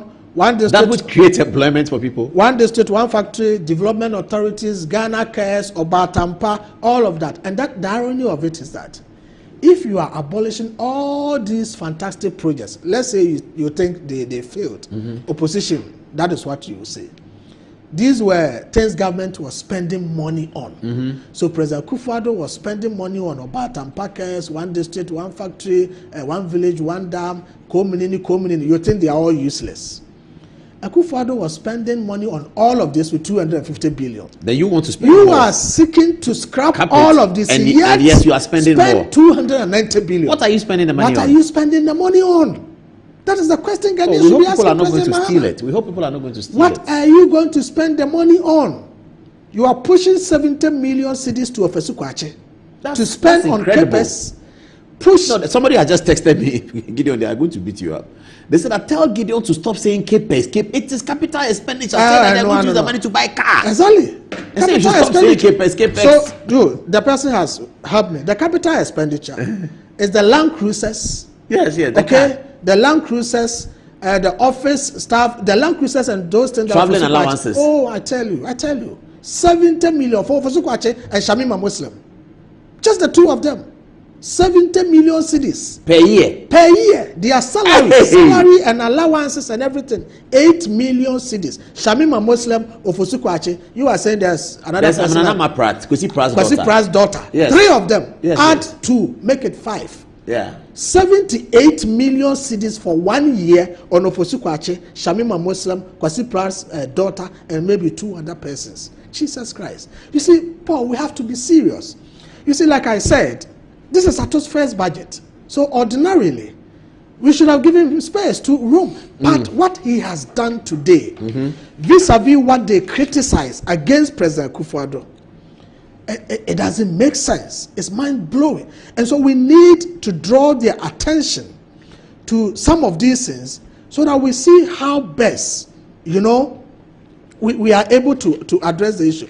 Because as we begin next year, Parliament, we're going to go through this budget. I mean, on the Finance Committee, you can be rest assured, we go through the tables.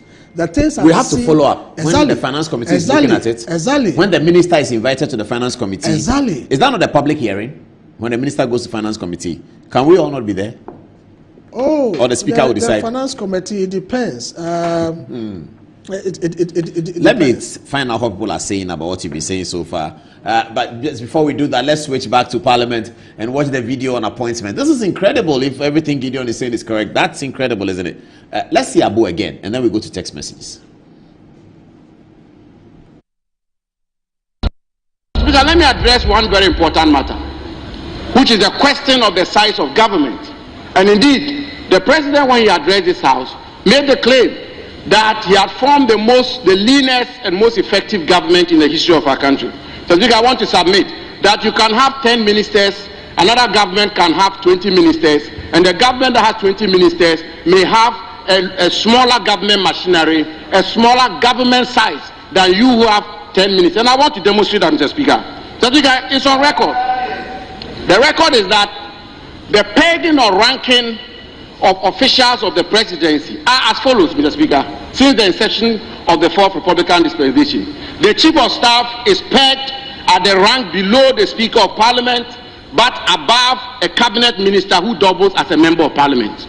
Mr. Speaker, a senior presidential advisor is pegged at the level of a cabinet minister who doubles as a member of Parliament. So a senior presidential advisor, by all intents and purposes, their salaries, emolument, conditions of service is equivalent to a cabinet minister who doubles as a member of Parliament. Mr. Speaker, a presidential advisor is pegged at the level of a cabinet minister who is not a member of Parliament. A presidential staffer is pegged at the level of a non-cabinet minister who is not a member of Parliament. And a presidential aide is pegged at the level of a deputy minister. These are the rankings since the inception of the fourth Republican dispensation. Mr. Speaker, so if you want to see the size of government and its bearing on the national exchequer, Mr. Speaker, don't just look at ministers and deputy ministers. Look at the government holistically. And Mr. Speaker, I want to submit that if you look at this government holistically, there are ministers, deputy ministers, senior presidential advisors, presidential staffers, presidential aides. President Mahama has formed arguably one of the biggest or largest governments in the history of our country as it relates to the cost on the national exchequer. Mr. Speaker, why do I say this?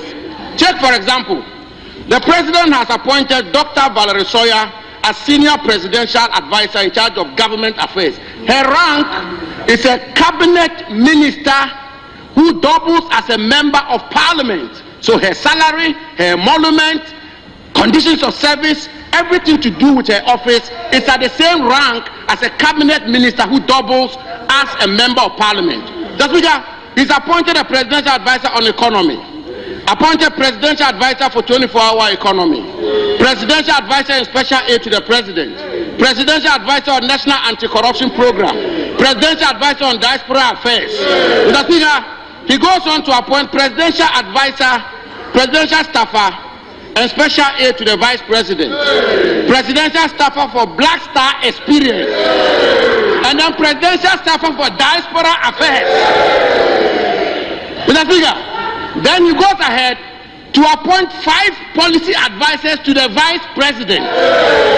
Mr. Speaker, he tells the country that he's appointed a minister in charge of agribusiness, and yet he's appointed director at the presidency in charge of agriculture and agribusiness. My good friend Peter Buama Otukono. Mr. Speaker, he says he will not appoint deputy regional ministers, and he appoints 16 presidential staffers in charge of the 16 regions of our country. Mr. Speaker, I want to submit that these presidential staffers in charge of the 16 regions of our country, in essence, as it relates to the cost on the national exchequer, are in fact, indeed, and in substance, deputy ministers of state.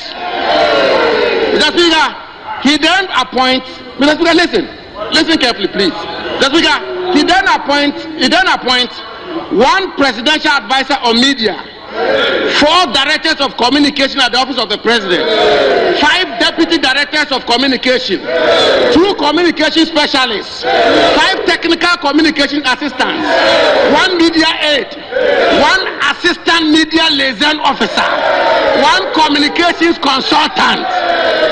I've done the mathematics, and I want to submit.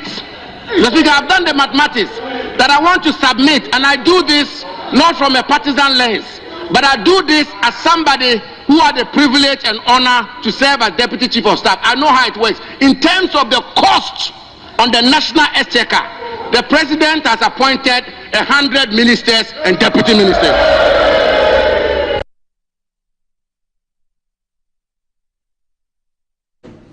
Everyone is texting me about Gold Board, Dr. Gideon. Yeah. What did he say about Gold Board? Paul, it's sad. You see, we need to govern with some integrity and credibility. If tomorrow you get a chance to be president and you came to succeed me, or I come to succeed you, and have done something good and you want to continue, just come clean. Say, oh, this is good, fantastic, we want to continue. They say we are abolishing gold for oil and all of that, but we want to anchor our currency with gold, and we're going to do that through gold board. What is the gold board going to do? The gold board is going to buy gold and sell the gold. Where are they going to get the money from? Through MIF. Now, one good thing that President Akufo-Addo and the NPP have left for Ghana is a Minerals Income and Investment Fund, MIF. It came in the form of a Japan, they bastardized it, all kinds of things, and then we got MIF. The MIF royalties, gold royalties, go to MIF.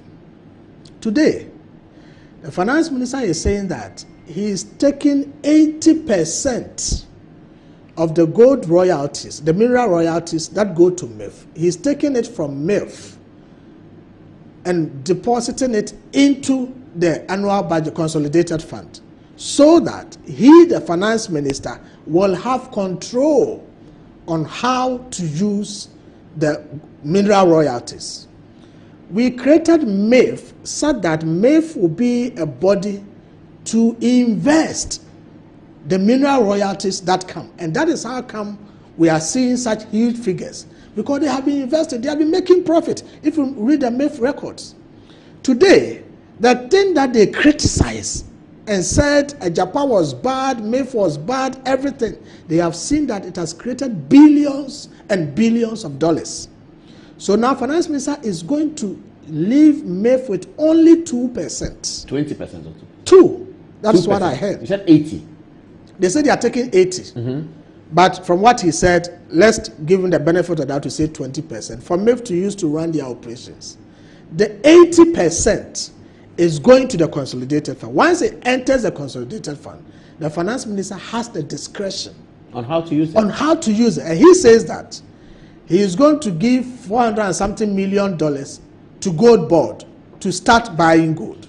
So in effect, they want to finance Gold Board from MIF, okay? And what they are doing is depriving MIF the investment capital. Because if MIF were not investing... Can't the Gold Board also invest? We are yet to see what they will bring. Have they brought an act to Parliament? Never. They haven't brought it. So we don't know what the Gold Board will be doing. If they know in their mind, the Gold Board will be able to do the work MIF is doing and make money, they wouldn't go and tap the MIF funds. So what you're saying is that they have taken the funds of MIF, exactly, which came out of somebody's creativity. That's it. About which they know nothing. They know nothing. About which they criticize. They criminalize. And they've taken that money and they have given it to the Minister of Finance. So they are giving it to the Minister of Finance. Robbing Peter to pay Paul. Exactly. So go and give it to Sami James' Gold Board. The Minister of Finance is going That's to incredible. give some to Gold Board and then use the rest for whatever purpose he wants to use it for. That is not fair. So with MIF, the Minister of Finance hands were tied. Exactly. In using that money. Exactly. Because we wanted that money to come through investment so that the gold can serve the people of Ghana. Because we found that it wasn't doing that. And the money was properly invested. So it is the investment. But the investment was also somebody's idea. Exactly. And somebody's ingenuity. Exactly. Because the investment could have gone wrong. Wrong. And the investment is yielding so much returns. So that if you go to MIF, it's a super rich institution now. Because they have invested well. They have made huge profits for government. Instead of allowing that to go on, you are taking that money to the consolidated fund. And then the minister will have a discretion on how to use the money. And is going to use some to give to MIF, Gold Board, to buy the gold. Because other than that, they don't have any source of funding for Gold Board. Let's wait for the act of the Gold Board and then we can understand. It's past 11. Let's see what people are saying on the text message. Many people have been enjoying this program. And Dr. Gideon Boako, people are wondering whether you are telling us the truth. They said that if you are really telling us the truth, then a demonstration is due. But we don't know whether you are telling us the truth. Demonstration is an understatement. It's an understatement? Look, Paul. It's a bigger catastrophe than the demonstration. There are things that I mean, what if you are saying is true? It's a devastating. Look. And President Mahama cannot answer any interview question. How do you come in and say you want to spend 290 billion when Akufo-Addo spent 250 billion? That's a crime. Paul, What is that? People should take this document. This is not. And he was able to tell Parliament that. They should take this document. And Parliament did he say, hey, wait a minute. Go through it against the ministers. Will go through the tables in all budget statements. Go through the appendices. So that the expenditure of presidency was 327 million. Yes. And it is now 2.7 billion. For compensation. Yes, compensation. And salaries that you are paying. 327. Under Mahama is 2.7 billion. But that's a crime. No government should be able to do that in any society. This is what we are going to live with. Are you sure you're telling us the truth? This is the budget document. I've given you the page number. I've given you the appendix, the table number. Go and check. This is the document. I hope the government will be holding a press conference after the budget, as normally happens, and the finance minister would have some. I'll attend the press conference myself, and then I'll ask him these questions, because this is incredible. If this is true, this is a crime. You can't come in as a new government and spend more than the old government that had 80 ministers. You have 60 ministers, and you ask Parliament to give you 240 billion more when the city has not depreciated. Hey, NDC. All right. What are people saying? Antoinette first. Are so wild, and some of them are really impressed with Dr. Gideon Boafo's submission. Now, Solomon says, fantastic submissions by the learned Dr. Gideon Boako. For me, with my little knowledge in finance, I submit that this budget be exposed given the necessary time and patience. I believe Atuforsen will fail if he goes this tangent of padding figures and data. Now, Prince Harry says Gideon Boako, Honorable MP of Tano, has really educated the public on the budget statement today, exposing the deception and hypocrisy of the NDC. We seem to be in for a problem, he says. Now, Edouanaba Amponsa says he has a concern. He says, what we, the investors of the sports betting tax, concerned about is, are the current John Mahama government members going to abolish the 10% betting tax when this 9th Parliament approves today's budget, or when exactly is the abolition going to take place? Now, Kojo Sei Akoto advocates that Dr. Gideon Boako and the NPP should organize quarterly lectures on economics on various campuses. It is so painful that the NDC supporters do not appreciate this kind of intellectual analysis, and he says to target universities. Now, Rex Quick, who says, whatever Dr. Gideon is saying is absolutely true. I have been doing some thinking about the entire budget Atuforsen presented today, and it looks so empty. Like Doc said, the budget has no creativity, it has no vision for sustainable development. In fact, the budget is heavily designed for consumption instead of physical development for sustainable growth. The NDC is an empty party with zero vision for novelty. Now, Nuruz Hassan says again that Doctor and his likes should hold lectures on university campuses, especially in the marketplace, and that they must use simple and street language for everyone to understand. Now, Kweku Adomo says, Paul, thank you so much for having Dr. Gideon. The NDC and President Mahama seem not to be serious. It looks like even Jeff's budget is full of errors. This cut and paste government is dangerous to Ghanaians. Emmanuel Hall says, listening to Dr. Gideon Boako seem to say that Atuforsen is not on top of issues. Like it was said always, when you wanted to hide something from the black man, put it in the book, because they won't read. He, Atuforsen, knew his people would not read, but trust the NPP and the scholars to punch holes in this budget. And lastly, Okanse says, I don't think there actually was a need for the government to cancel those taxes, because it isn't going to have any positive impact on the Ghanaians directly, so he should have kept it and used the money to create jobs for the youth. The government can use the money to create a lot of jobs in the area of farming and agribusiness. Thousands of jobs, and there will be food security, low-cost food, and reduced importation. This can also help to make our currency stronger and lastly bring inflation down. Now, lastly, again, Raymond Inso Akakeya says, after listening to Dr. Boako's brilliant presentation, I can honestly describe Atuforsen's budget as a propaganda budget designed to deceive Ghanaians. God bless you, Paul, for interviewing Dr. Boako to educate us better on the budget. What do you have first? Okay, thank you, Ant. So Joe Pauly says we need to calm down. He says NPP has been there for 8 years. With all the taxes they introduced, and what did they do for Ghanaians? Abdullahi says this budget doesn't give hope because it's full of deception and Ghanaians will feel the pinch soon with increments in electricity, water and others. Emmanuel Hall says upon all they said about Akufo-Addo, he managed the lights to be on and paid free SHS. Akufo-Addo will surely be remembered. Master Planner Junior all the way from Kentampo says, Dr. Gideon, God bless you abundantly for this wonderful education. Osborne says it's a pity majority of Ghanaians fall for these lies and voted them in power without doing proper assessment before joining a queue to vote. It's propaganda as usual. Yao also comes to say soon Ghanaians will see the good performance of Akufo-Addo. And he comes back to say how come no money was allocated to science, technology and innovation research? How then do we grow as a country in this 21st century? Nana Yao Afri says the finance minister just reviewed on Joy News just a moment ago that indeed the 10% tax on bet winnings was implemented in the first quarter of 2024 and 80 million Ghana cedis was realized out of it. So it's not true that the previous government did not implement the 10% betting tax. Godson also says then Dr. Boako should explain to us the deductions we've been seeing anytime we win bets.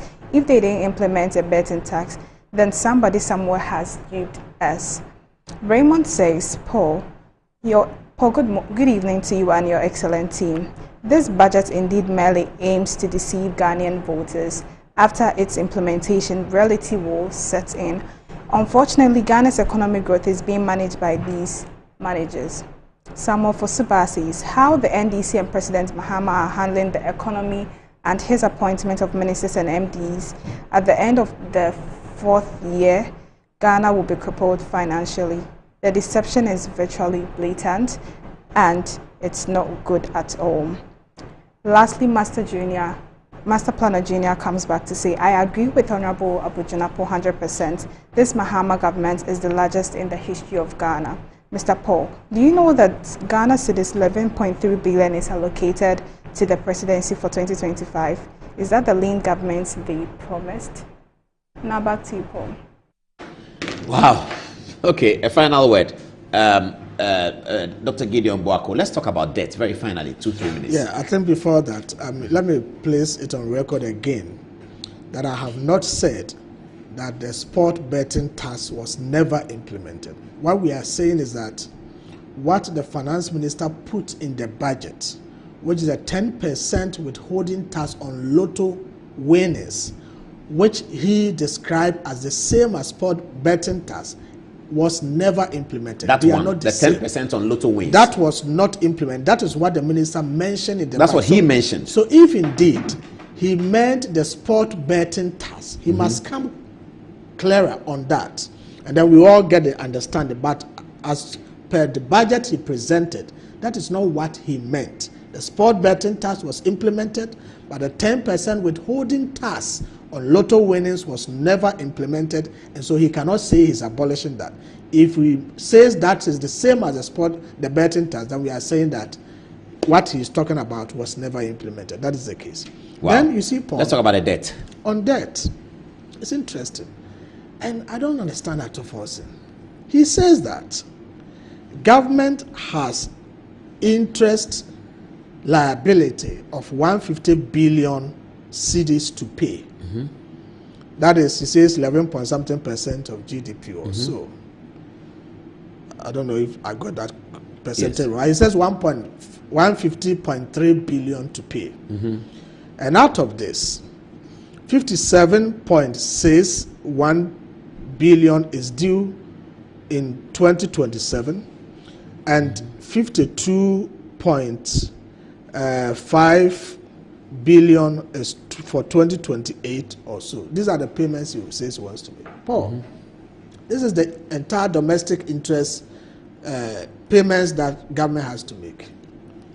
If you have 150 billion cedis in interest payments to make, this is what you say Akufo-Addo left you with, in terms of domestic debt. What Akufo-Addo has left for you to pay, 150 billion.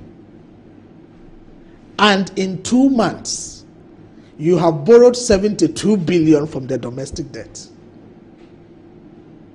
Akufo-Addo, after 8 years, You are saying he left you 150.3 billion cedis in terms of domestic debt interest payments. No, that's a debt. That is the debt. That's not money Akufo-Addo has given to them. No, the debt that Akufo-Addo has left for him to pay. Yeah, this is a liability created by Akufo-Addo. That's what I'm saying. Debt that Akufo-Addo left you, it sounds like he gave it to them. Liability. So it's a liability that he's left of 150 billion. Akufo-Addo, yes, 150 billion. Yes. That you have to pay. That's how they say it in Ghana. I don't know. In terms of domestic debt, the interest you have to pay. 8 years is what Akufo-Addo left for you. You, in 2 months, you have borrowed from the same domestic debt 72 billion. There's nothing worse than your multi-bet missing, but nothing better than having it saved. Bet Saver.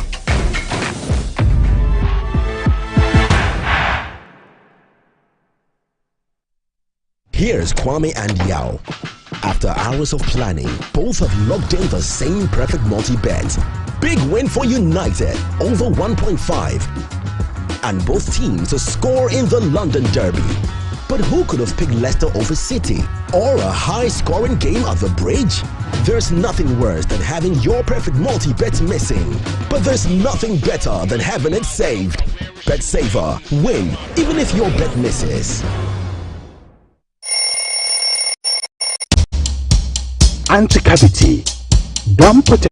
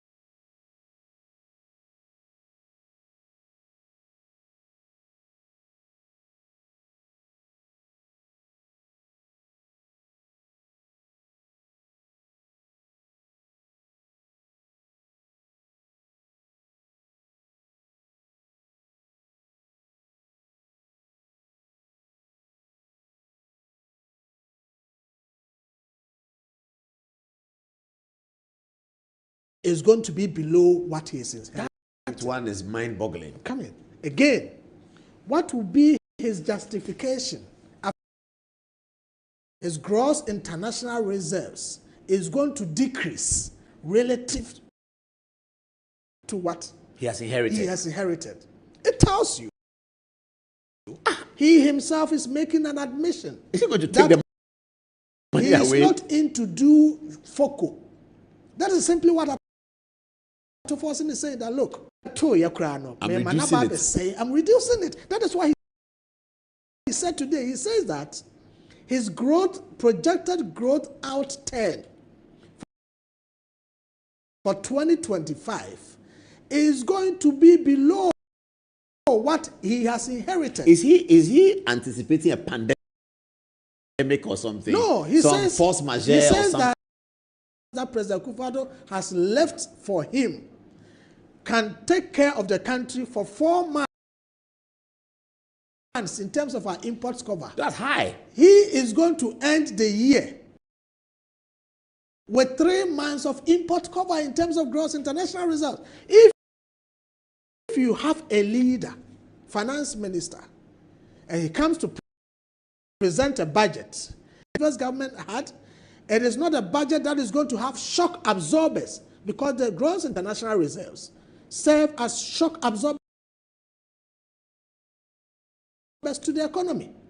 If he has all of this and he's scrapping major projects that the government was doing, he's abolishing USTAT, he's abolishing Ghana away with 1 village, 1 dam, he doesn't have to spend on all of that. Development authorities, if after all of that and with the resources available to him, he says that I cannot grow to the levels that my predecessor, that I criminalized. I said, run them to cover for our imports for 4 months. I will end up with 3 months. The 3 funds will take us back to the 2016 levels that they left us. Because in 2016, they left out a growth that was anemic compared to regional average. They decreased from a decrease in terms of our gross international reserves and left out with 3 months of import cover. Akufo-Addo, despite COVID-19, despite the banking sector cleanup exercise, despite Russian-Ukraine war, despite saying put to nursing training allowance, despite Akufo-Addo remaining committed to paying teacher training allowance, despite Akufo-Addo giving Ghanaians free water in the period of COVID-19, despite Akufo-Addo giving Ghanaians free electricity in the period of COVID-19, despite health workers in the COVID-19 fight by 50%, despite Akufo-Addo feeding us,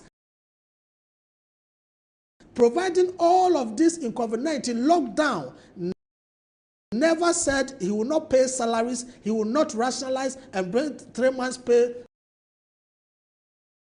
policy to Ghanaians in 2020, despite Akufo-Addo not increasing electricity tariffs in 2021, despite Akufo-Addo not increasing electricity tariffs in 2022, despite Akufo-Addo not increasing electricity tariffs in 2017, despite Akufo-Addo not increasing electricity tariffs in 2018, Paul, for 5 solid years, was able to grow the economy from 3.4% to 5.7%. You have come to inherit all of this, and yet you are saying that you will retrogress the growth of the economy, the reserves that have been given to you, covering 4 months cover, and somebody sits down and wants to clap for this and says that there's a better light ahead. I have seen it. I have seen the tables. I have seen the figures. It is bizarre. So we need to have some kind of reawakening. And about the budget. That is quite dangerous. About 23 minutes past about 11 o'clock. We cannot. But clap for Dr. Gideon Boaku. That was an excellent presentation. All right. That's it for Good Evening Ghana. We'll be back with a lot more on the budget. Good night.